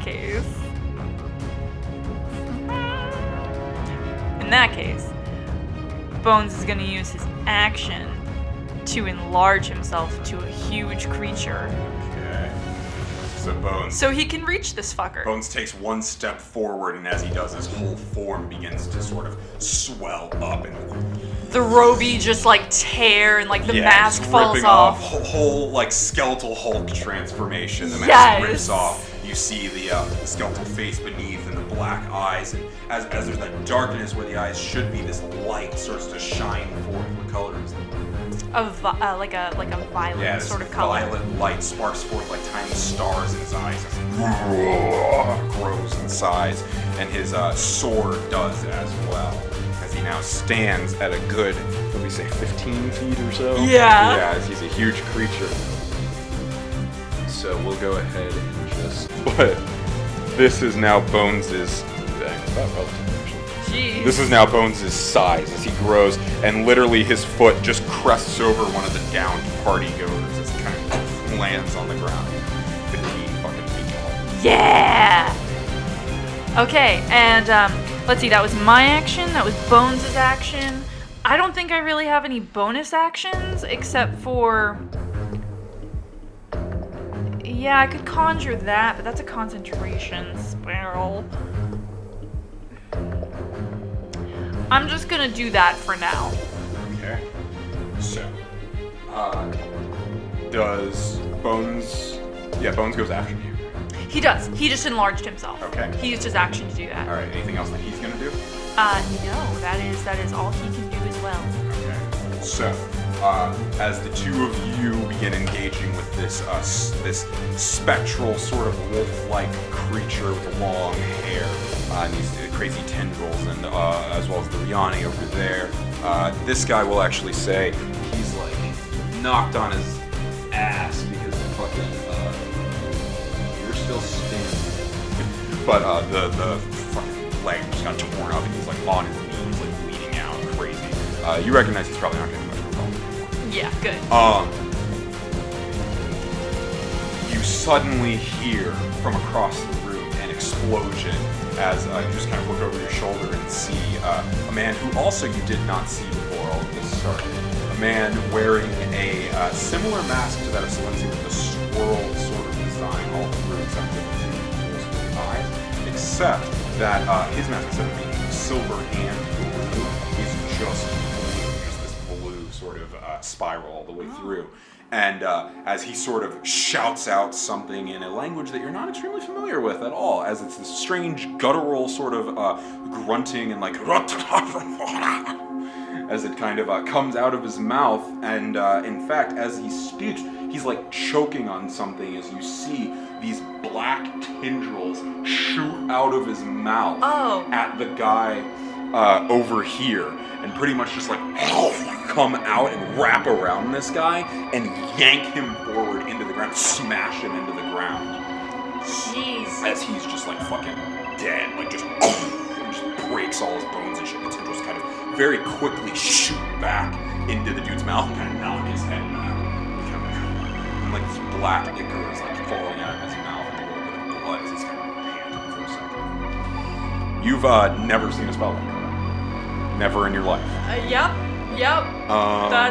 We'll talk about that later. Then it is Zasario and Minari's turn. And see, here's the thing about Sinestria, guys. Some people don't have classes. Zasario and Minari are normal people. They're nobles, so they have money, and they do have class. But they don't have classes. They don't have class features or anything. They've got like weapon proficiencies, maybe, tool proficiencies, sure, skills. But Zasario's main action here this turn is going to be to fucking sprint away. Just running away as far as his tiny legs can take him, which actually is not that far. And then Minari is going to dive back and literally like dives forward and kind of slides on the ground prone to try to get herself behind this pillar, and she just about makes it. Her legs are kind of dangling out as she just like hits the fucking deck. Everyone's just running away because there's a giant fucking lion coming at them and no one knows what to do about that right now. So at the top of the round, it is Raiko's turn. Attack Bones. He's a big old boy. Raiko continues his assault, now reaching the ground. Oh no! So, as he continues his assault, continuing to fly through the air, and just his arm's been blown back, and now using the momentum of that to try to swing back again, he's going to attempt to pounce. So first and foremost, he rolls for the attack, which definitely succeeds. And then, Martine rolls to attempt to parry, which fails. Oh my god, Martine, what the fuck? He's going to attempt to parry again, which succeeds. So, as the giant wolf-lion sort of hybrid creature flies through the air and attempts to attack Martine, Martine pulls out that same blade, not the one that's got his arm all wrapped up, but the other one, and parries this creature, attempting to do it with the sword, but actually ends up doing it more with just his arm, as he kind of throws his shoulder into it, and just like catches the creature under the jaw and like throws it over. Yes! As it kind of like skids and like skirts on the ground and kind of comes up and is looking at him, and he goes ahead and makes another attack, and both of his reactions are spent. So the creature comes in with that claw and again wraps up his other arm, and then suddenly both of Martine's arms are yanked down to his side as this wire that's like coming from its hands, it's controlling it in a way that almost doesn't make sense. As it's not like yanking towards itself, it's like yanking down with as much force as it is yanking towards itself. And essentially, he is just like restrained there, and both of his arms are now bleeding as the wires are tensing around his arms and just like forcing him to his grip tenses really tightly around his sword so he doesn't drop them. But he's just kind of there like growling and snarling, like almost like a fucking animal he himself, as this wolf is looking at him. Then it is the scout's turn. So the first one over here is going to go ahead and make his run towards. Oh, that's you. I was gonna say you. My bad. I was like, Minari isn't Leia. That's me. Yeah. So then, in fact, Minari, then her turn would have been used to do the same thing, but it would have been over here actually. And this guy, seeing her do that, is actually going to sprint this way. Ow! And he attempts to attack her. And that's a natural fucking 20. Oh my god! He comes down on her with a comma, and as he does, it digs into her arm as she's trying to like roll away. And let's see here. Yeah. It cuts deep into her arm and carves off this large portion as he pulls up and again begins to attack. No! And that one hits too as he comes down on the same arm, trying to just rake into that same injury that he made before. She rolls again and tries to kind of like whip out towards him with her other arm. He slices in for about the same amount of damage as blood just splurts from her arm as she's looking up and trying to like run forward and like punch him with really poor form. But she's still like on the ground too, so actually we'll say she's like kicking him. And then that scout over there is dead as fuck, and that scout's bleeding out on the ground. So the scouts are pretty much done. It is now Martine's turn. He's tied up by this thing's fucking wires, so he's gonna try to break out. And actually, he's not able to like break the wires themselves or anything. But he's able to like pull his hands up and just like lurch forward. He kind of kicks off the ground and uses this sort of momentum of the thing pulling back towards him to like fly towards it with his sword, and attempts to just butt it in the side with like the blunt edge of his sword and try to like hit it in the chin. And as he does, his weapon just fades right through its face, just comes up as he kind of like falls onto his back, and it like tightens harder, and you see as he hits the ground, the thing pulls him into the ground. And again, you're not even sure how physically it's manipulating the force of those wires in that way, like physically, but it does. And so he's now prone and like restrained, like pinned into the ground, as if something's almost like pulling at him from beneath. Jeez. And Aeleanor, it is your turn.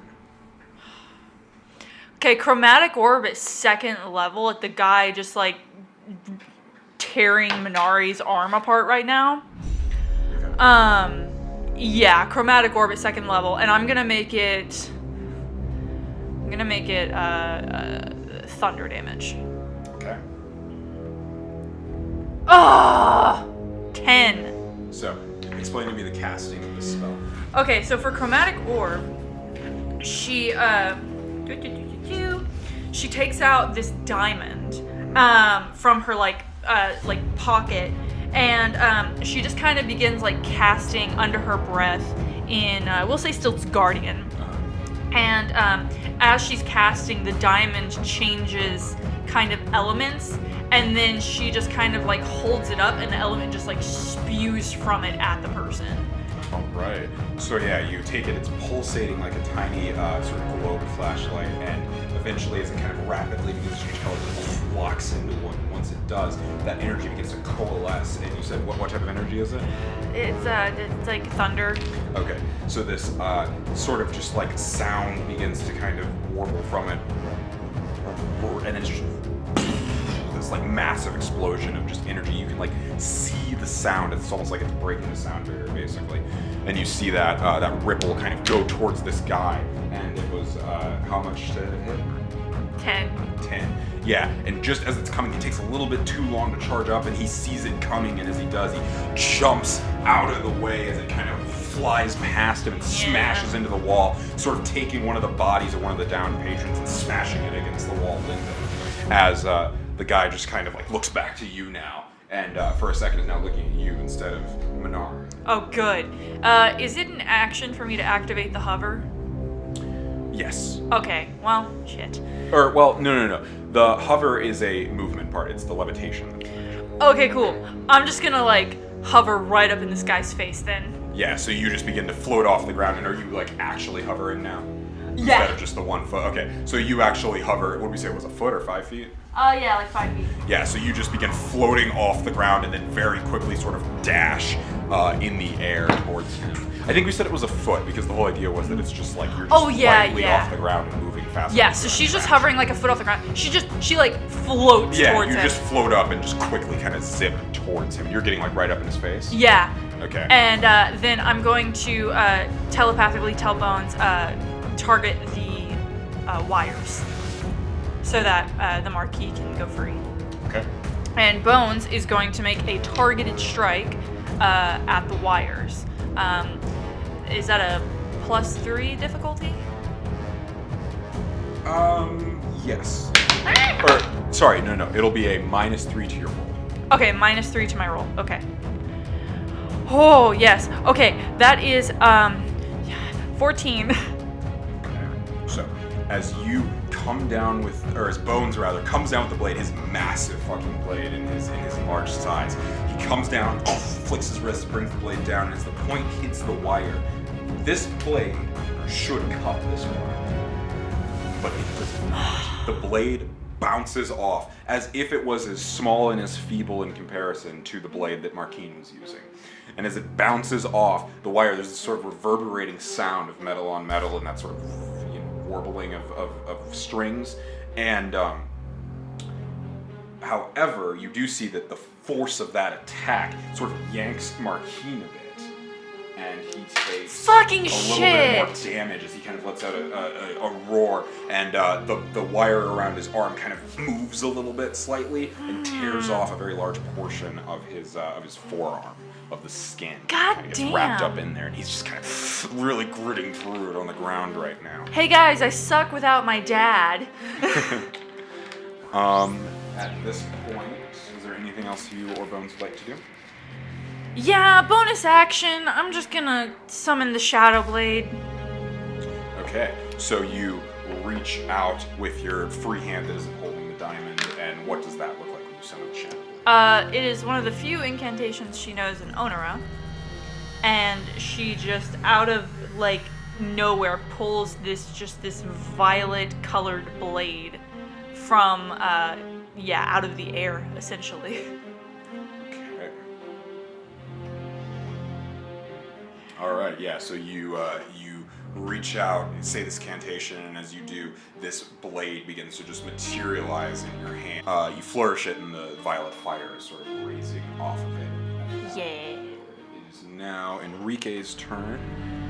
He is going. Enrique, help us out. We suck. He sprints towards the guy he just downed, jumps over his body and the body of the other people that were around him, and as he's kind of in the air here, he throws out his hand, and as he does, this little inky black sort of tendril flies off of his hand. It's not attached to him anymore. It's just this little like black worm kind of flying through the air, and it smashes into the lion. And even though the wolf rather, even though the wolf is like spectral in some capacity, you see it like hits into him and then just sort of like begins to move around. You can see this little inky black thing moving around inside this spectral creature. No. You see he sort of just takes his other hand and throws out these two almost like distortions in space as like little black holes, basically. That reminds me of something I don't want to be reminded begins of. to like wrap around it,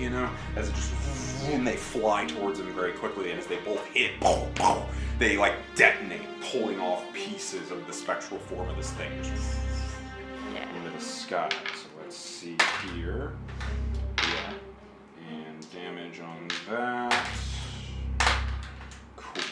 All right, yeah. And so these pieces of spectral wolf just sort of fly off and into the ether and dissipate as the thing now has like some pieces of it that are kind of like moving around and flailing that are broken, as it were. Awesome. That is all Enrique can do as he kind of lands on the ground, like arcane smoke kind of rising from both of his hands. Cesario is still sprinting. Go, Cesario! Run as fast as your little legs can carry you! Fuck out of there. And Minari, now that you're there, she is gonna just begin to like crawl very quickly this way and try to just like get out. She kind of tries to get to her feet and just stumbles and falls back down and just kind of crawling prone. Yeah. Okay. On her arms, as they're just bleeding out, leaving this trail of blood, and there are blood and bodies all around this area at this point. It is now Raiko's turn again, as it just raises its arms, and as it does, you see two more arms rise up out of the ground on either side of Martini. Two more like wolf-like arms, basically. And as they come up, you see the tendrils that are coming from them that are now attached to him, and you start to recognize that basically this thing has had these arms pulling on him from a different direction at the same time as it's pulling on him. And as those arms rise up and there's a little bit of slack in the wires, they ram back down into the ground and pull the wires tighter around his arms. So let's see here. Hang in there, Martine! Oh my god, hang in there, please! And as they yank down, one of them just smashes his arm in the ground and probably breaks it, dislocates it. You see the blood come off and a lot of the skin come off. The other one rends the arm from his socket in his left arm. Gosh. The blade is thrown into the wall beside him, just sticks into the wall, and his arm is attached to the blade as it just pulls it off and sticks it in the arm like a little pin the tail on the donkey kind of thing. It's just hanging there, blood dripping from it and blood spewing from his arm, as at this point he is unconscious. It is the scout's turn, and they're pretty much out of it. The one who's over by you leaps towards you with his comma, just kind of in the air, trying to hit you. And the first hit is a 14. That hits. Alright, that's 5 points of damage. And the second hit is a 14. Yep. And that is 8 points of damage. 9, actually, sorry. 9? Yeah, Okay. he's flailing in the air, lands and just slices across you twice. Yeah. And kind of lands beside you and now has the blade up kind of in front of him, trying to getting ready to parry you, basically. Oh, I'll take it. Hang on, wait, hang on. Is that constant? No, it's not. I'm gonna use my reaction. Yeah, it's Martine's turn. He's gonna go wait. ahead and make... I was Oh, gonna you're use my using the reaction. reaction. Sorry, you're right. Yeah. Go ahead.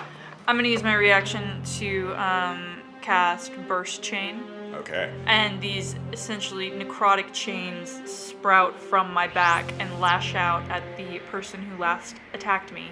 So he needs to make a dex save to both attacks. To what? To both attacks. To both attacks. So he needs to make a dex save twice. So you're casting the spell twice? Oh, I thought it... Oh, nope. I'm wrong. I'm so sorry. I'm reading it wrong. Nope. He just needs to make one dex save and then he takes a certain that's amount. an 18. Oh, well, yep. Yep. He saves? Mm-hmm. Okay. Well, but he still takes half. That's fine. He takes 8 points of necrotic damage. Yeah.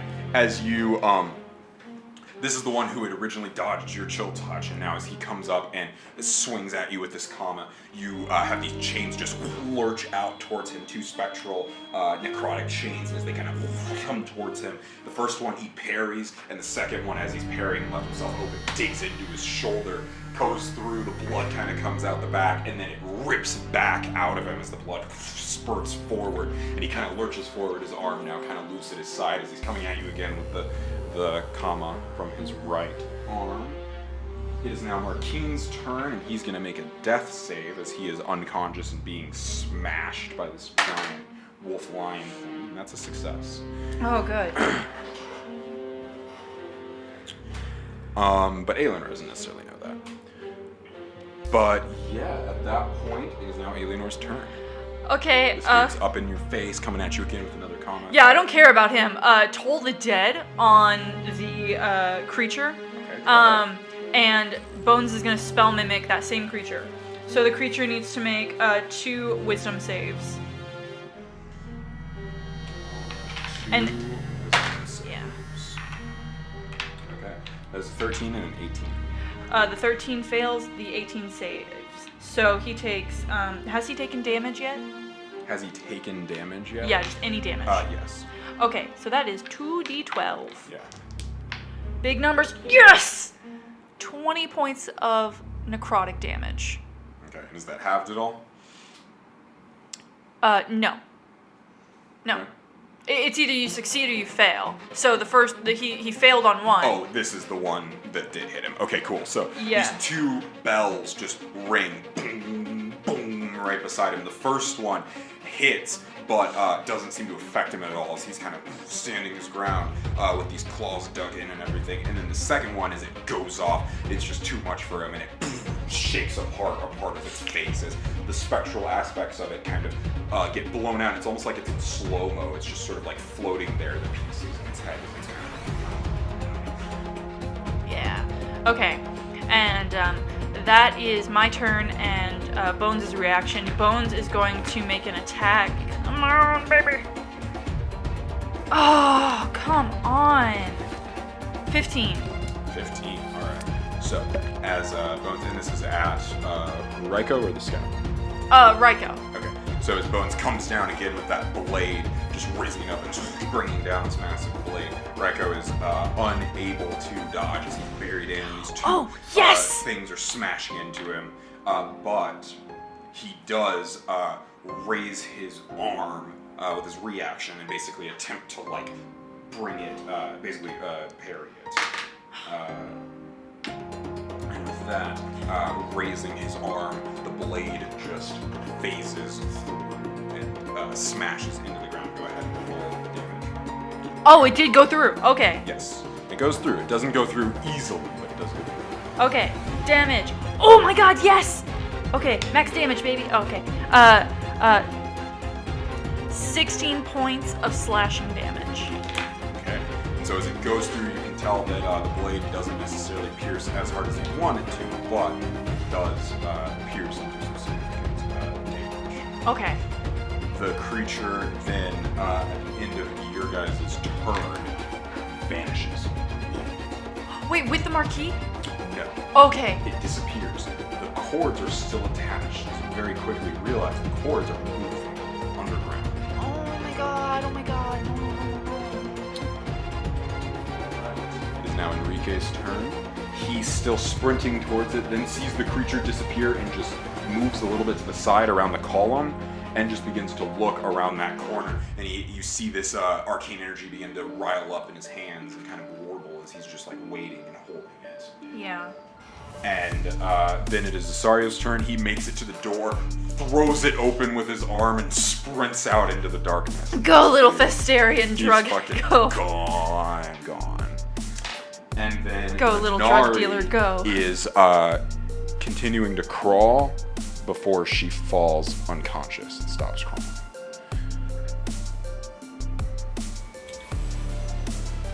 Ryko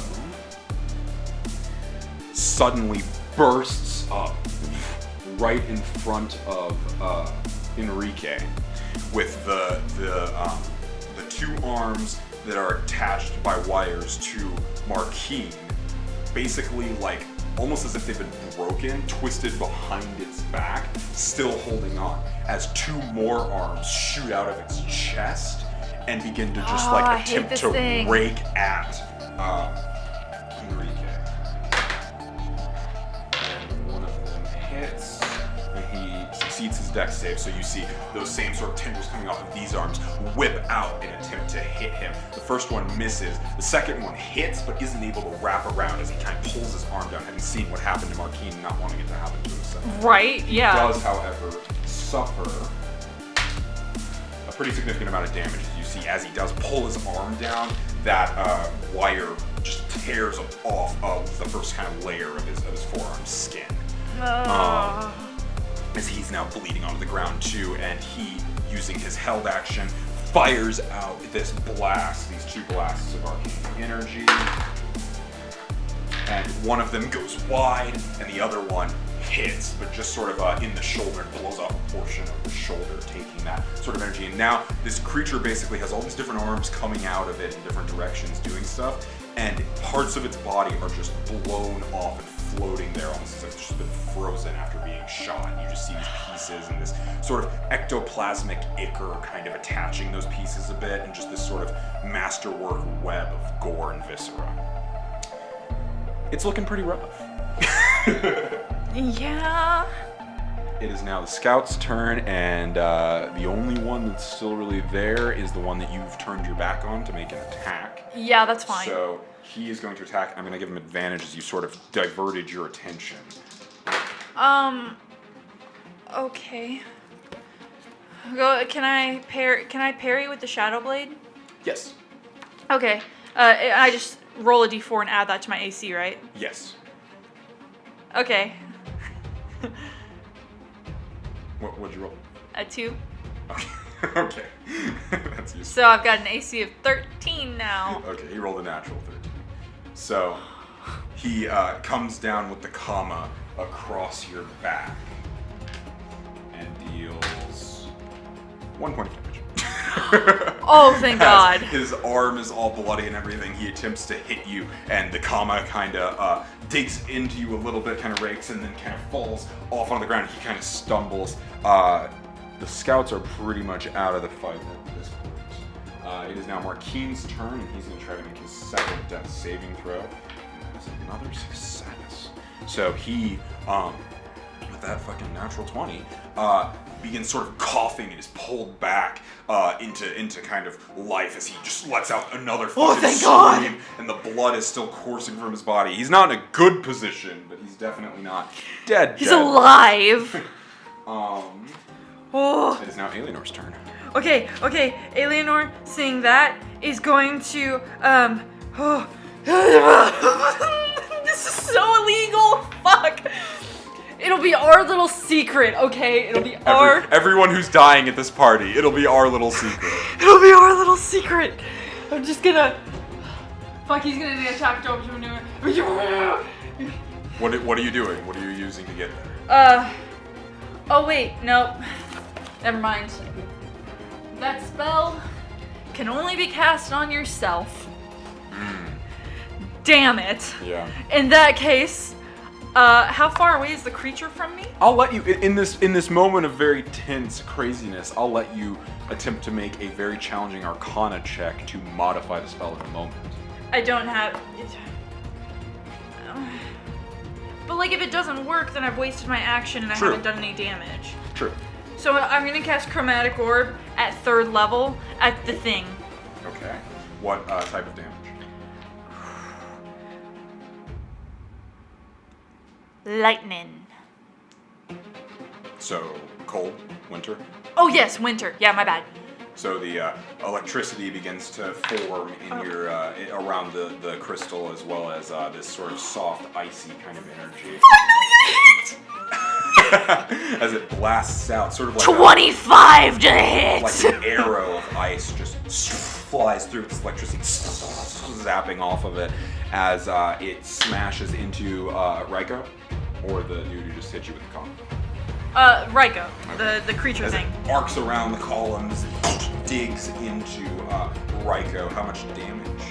Okay, so it's 3, 4, 5 d8 at 3rd level. That's 10,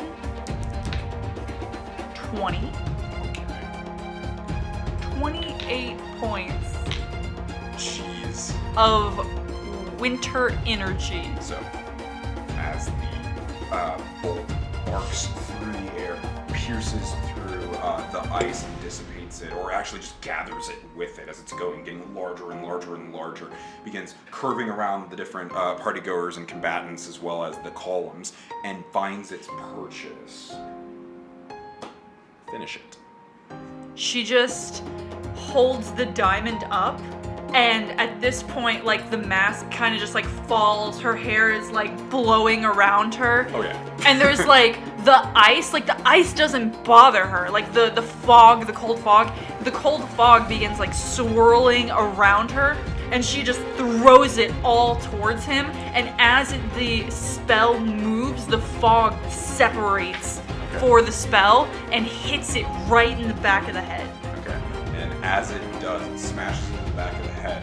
The front of the face, looking at Marquis, who's on the ground just bleeding out, bursts over him, and it lets out this terrifying roar as its face is bursting. You can see all those pieces floating there of its like form, and you see other faces looking like people just roaring and screaming out in that sort of just cacophony.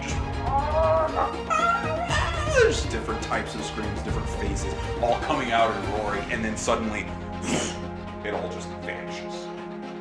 And the chains disappear, or the wires rather disappear, and all of the icy sort of fog and everything at this point dissipates as everyone is either has run away, is attempting to run away, or is bleeding out on the ground. The few Riani that are there, the one who was over here by you... Bones. I was going to have Bones do something. Hold on a second. Okay. The one that was over here by you just vanishes. Just completely gone. Oh, Bones doesn't get his action or anything? This all happens instantaneously once the creature dies. Oh, okay. The other two bodies also disappear. Just like in this puff of smoke, basically, but it's still that like icy kind of smoke. They all just are gone. And the fog and everything is lifted. She just like... The hover kind of like drops and she like falls to her knees and she just kind of like looks up. She's like, Dad? He is nowhere to be found in the room. There are just screams of anguish and pain. There is blood, the smell of blood everywhere. There are people crying, people roaring in frustration and anger at their dead loved ones. And there is Martine laughing loudly. Just... this is not how I expected this night to go. What a party! Well, he seems fine. I'm going to go over to Minari and kind of help her stop the bleeding of her arm. Minari is unconscious. There is a massive pool of blood around her. Jeez. Okay. As her arm is just bleeding profusely. You can see the bone has been broken in it, and there are just deep lacerations all down it, where it's just been torn like meat. Is she dying? It certainly looks to be that way. Okay. In that moment, now I would like to try something. Okay. It is we're out of initiative now, so everyone's just doing stuff. Enrique runs over to the Marquis, who's down. The creatures are gone and everything. So yeah, everyone's just running around the battlefield trying to save people at this point. A false life is typically a self spell. Yes. And it's only temporary hit points. It's not like real healing. Yes, but temporary hit points do last until your next short rest. Yeah, so I'm gonna try to cast false life, but on her. Okay, so go ahead and give me an Arcana check, as you basically attempt to modify this spell in the moment. Come on. And it's a complex 11. spell, but it is a necromancy spell, and you are aware of how necromancy functions and what these things are. And as you begin to cast it, you begin to speak the words, and you start to think, okay, well, this is what usually is said, and that usually does this, so maybe if I say this, it might do this. And you begin to sort of almost intuitively begin to form these other signs that are inverse or a little bit different in angle or orientation than the usual schematics for the spell. And as you speak it and you reach out and grab onto her, energy pulses from your hand and shocks through her body as she kind of was thrown up into the air and smashed back down. Not like high, but like an inch off the ground. Kind of seizes for a second and then kind of like seems to stabilize. The blood gushing from her arm slows at an arcane sort of rate. And even a little bit of the blood on the ground is sort of pulled slowly back into her body. As she begins to just quaver on the ground there, just kind of shaking and like very, very quivering and uneven breaths. She doesn't seem to necessarily be back to consciousness, but she does seem to be out of those particular fatal woods that she was in. Yeah, I'm gonna just take Bones' coat and kind of like wrap it around her. Because she's probably like one of the most important people that is actually like actively dying right now, right? Because the boys weren't at the party, the little boys. No, this was not a party for little boys. No, except for those strange. So her brothers aren't here and they're not injured. No, the only Coley Concellas here are Marquine, the father, and Minari, the daughter. Everyone else here were various nobles or noble adjacents or plus ones and such. No one that you necessarily recognized fell in this combat. There were a couple of like, so-and-so's children or someone's friend, but it wasn't any like named nobles or anything like that. The only real named nobles were the ones up there around with you. Okay. And Salensi, who we still don't know where he's from. Yeah, did my dad have his messenger bag on him? You're not sure. Okay, I'm going to try something. I'm going to pull out my messenger pouch, and I'm going to write a little note to my dad and be like, where you at? And put it in the pouch, and I'm going to wait and see if he responds. He doesn't respond. Okay, in that case, I'm going to have Bones pick up Minari, and I'm going to start casting Detect Magic. Alright. So you begin casting Detect Magic. Bones reaches down and picks up Minari. How long does his enlarge last? It lasts as long as he's concentrating on it. He goes small again. Okay. So he shrinks His down. small is large. Yeah, he shrinks down to large, and picks her up in his arms and holds her and then just kind of looks to you for more instruction as you begin casting Detect Magic. And your eyes, as you're already looking out at the world, your eyes flick open again, essentially, as if you've opened another pair Yeah, of basically eyes. she has like a monocle, and so she like it's like kind of attached to her staff, so she like pulls her hairpin and kind of elongates into her staff, and then at the end of her staff she kind of like flicks it open and just like looks, and then that's part of like the somatic of the casting, and then as she looks, it's like as if you've opened another pair of eyes, essentially, and the whole world gets this sort of blue tinge to it, and various sort of auras begin to pop up around you. You see predominantly a ton of just devastation style glaciomancy that's all just residual in the air, as well as very, very powerful something that's just lingering of a very high skill level. You can't even really make out specifically what type of magic it is. It seems to be some sort of transmutation, but it's sort of an offshoot. And you can tell that kind of whatever spell pulled these dudes away like that was essentially a contingency. It's like a ritual that had been cast before, essentially, to ensure that once that thing fell, these dudes were gone. Okay. And finally, what you recognize is there's a ton of magic on Martine, all kinds of stuff. All his swords seem to be magical, as well as there's some magic coming from his chest and his eyes. And Enrique has just literally, when you look at him, there's just this black void. It's not even like an aura. It's just you're looking through at the magical realm, and as you go over him, there's just an absence of traditional magic. There's something else happening. Okay. The residual stuff up top. Is there anything that would indicate that any of that's related to like my dad or like what they did, the teleportation that they did? No. You'd be able to recognize as an arcane caster that whatever it was scrolls that they used. Yeah. And that it translocated them. You can make a guess as to in what capacity, but you recognize that if it was scrolls they were using, that these weren't casters, and whatever they were casting required scrolls, so it meant that it wasn't something they would have been able to cast even if they were casters. So it's powerful. So they could be anywhere right now. Anywhere. Jeez. I don't have anything to find them. No, you don't. However, just as you're kind of thinking that and wondering about that, you hear and feel a sort of bump in your bag. Oh! And as you reach into your messenger bag and pull out the parchment that you had previously written on, there now beneath it is a walking up the drive now, sorry I'm late. Of course. And just at that moment, as you're kind of looking around to Detect Magic, as you look past Enrique, there's a much larger, almost like a 12-foot tall sort of void in the arcane space around him.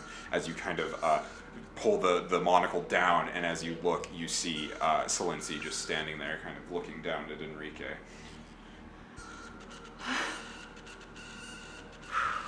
She just kind of like sighs with relief, just like, God, I didn't get translocated to the hells. Okay, good. And at that point, as Martine kind of gets up and the blood is just like coming from his arms, both of his arms are just kind of laying there. One of them is like real fucked up. He kind of looks over and he's like, Minari, we have matching scars! Oh my God. And as he kind of raises his arm, a part of it kind of like falls. And he's like, this is a problem.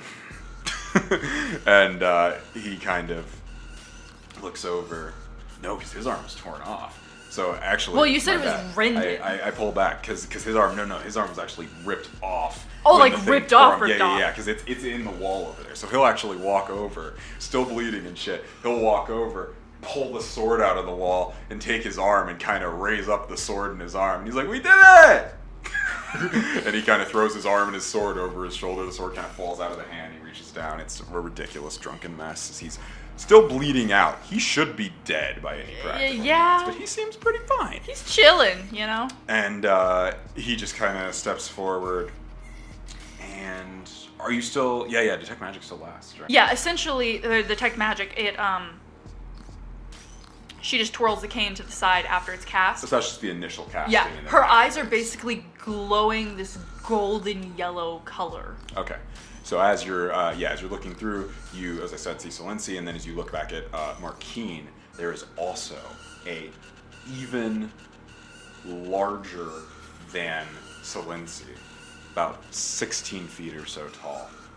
This big black energy that's just like, again, it's not an emanating magic presence, it's like an absence of magic all around him, and it's kind of like swirling and pulsating, and you see something that triggers something in you as you see these black sort of almost like serpents kind of moving within the blackness as you're looking at him. And then in fact, as you look back at Enrique and Solensi, it's the same kind of thing. Just this like something is moving within that absence, and it pulls you back to a moment not too long ago in the dream room. Dude, did she faint? Like, You tell me. Go ahead and give me a Constitution saving. wow, that's a 10. You do faint. As suddenly you look at that darkness around him, that absence of everything. You begin to see those things moving, and as you do, they continue to move and move and move, and then suddenly both of your eyes, your arcane eyes and your normal eyes, close. And as the darkness takes you, all you see is that blackness and those things moving around you as if you're back in the dream room in that strange scenario that your father put you in. And you see all of those things are moving around you, and they begin to implode slightly. And as they do, you just scream and suddenly are unconscious. When you awake, you are in your bed. And your father is no longer in the livery that you had seen before. Daylight is softly eking through your window as he is sitting beside you, holding your hand, and just looks at you and says, "That could have been such a worse situation." I agree. What, I'm sorry. what happened?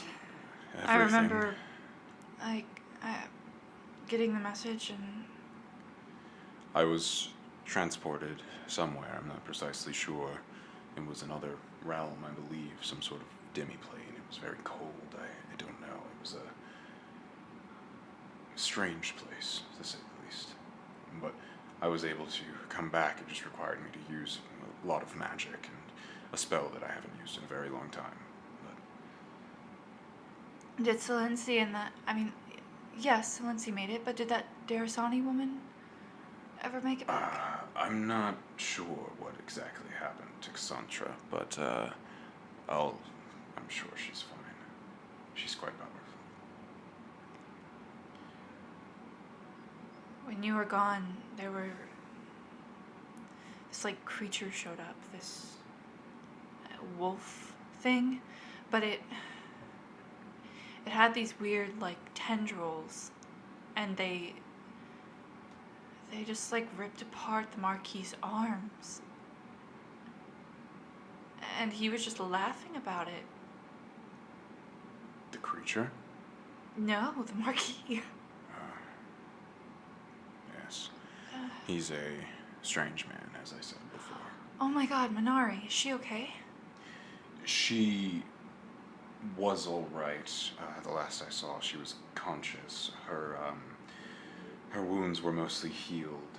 It just seems that she might have a little bit of trouble moving for a while, but for the most part, she seemed fine. Her father, on the other hand, he's lost an arm, so... Is he still gonna go off to war? I assume so. There's not much that can stop him. I'm sure he'll just get something fitted for him. Some sort of arcane implement or something such. But kind of used some spells. I saw, but I think in all of the revelry of that night, it's very unlikely that too many people noticed. That's what I was thinking. But there's something interesting. So you know that spell I used to kind of like make myself a little bit more like heftier, like more strong, essentially? Yes. Like I can take some more hits. I used it on someone else for the first time. That's impressive. It's not an easy thing to do. It's complicated. It usually takes a lot of time to create a new spell, but if you were capable of doing it in the moment like that, that's quite an impressive feat. Perhaps you should study it, see if it's something that you could reproduce that could become very useful for you. Yeah. It's strange, because it's not like gifting magic. It's necroconic in nature, but It's not a transference of your own life force. It's more of a manifestation of your mana into life force. It's a dark energy-based sort of transference of life. It's, again, complicated, but yes. yeah. I wouldn't have used it unless I needed to, but Minari was... You don't have to apologize. I'm more focused on the situation now. There were 15 casualties, 12 of which were fatal. This was quite a large-scale attack by, from what I was told, the Riani. Yeah. This is going to have implications, and more than that, I suppose, currently, actively, there is a sort of service being held today for the fallen of the event. I think that we should attend. Okay. I've had Bones pick you out a tire for the day, and afterwards we'll go get American food. Yes. But try to remain sullen at the funeral. Of course. 15 people died. Yes. There's something else. So, after the fight was over, I was trying to find you, and You weren't going to be able to find me. Whatever they did, it was potent. I know, but it was worth a shot. I cast detect magic, but I saw something else instead. The Marquis, he had this like shadow looming over him that looked like the... Did I really see what I saw, or is this just some kind of thing in my brain making me see things? He just takes a moment and kind of thinks. There are a lot of factors with you currently.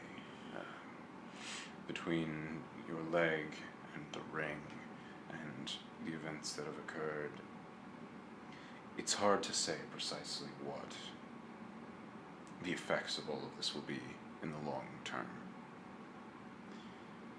I think it's an important moment. It obviously caused you a great deal of stress and trauma, and I'm sure that there was some part of that was due to the events of last week. However,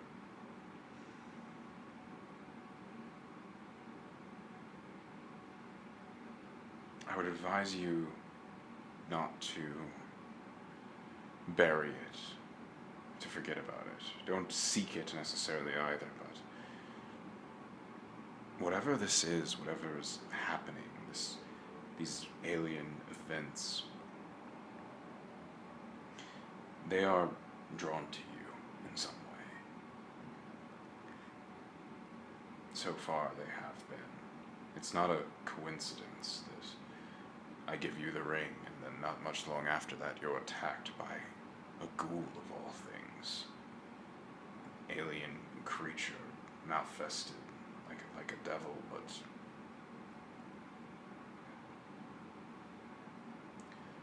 visitors tend to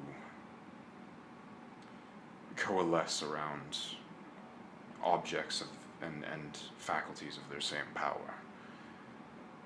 Currently, you possess and are bound to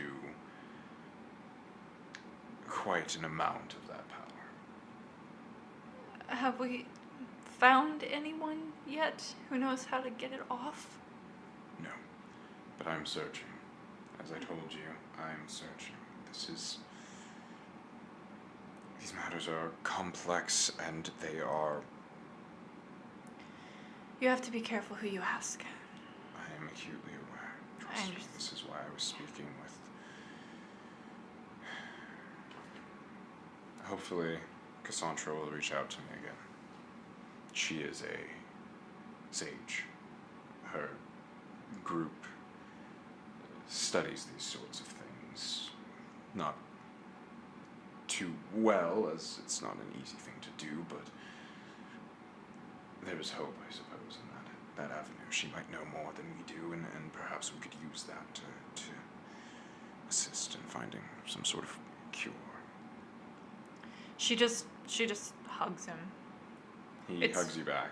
Been a few weeks, or really like a week, since she really has interacted with him on this scale, and that fight really kind of showed her a lot, and she's not really like upset at him anymore for showing her what he did, showing her the thing that he showed her. So she hugs him. Yeah, he hugs you back and embraces you tight. He wraps his arms around you, and you feel a sort of a trickle of liquid on your shoulder as he just kind of says, "I'm sorry, Aeleanor, about all of this. I was the one who gave you the ring in the first place. I thought that perhaps it could help you in some way. It could give you some sort of closure with your mother, but I see now that all it's done is brought you more pain, and I'm sorry." You couldn't have known. You couldn't have known that it would curse me. No, but I could have stopped myself. I could have thought better than to use an item that I found in the same place that your mother was killed. As a bargaining chip, as a farewell to you to go to school.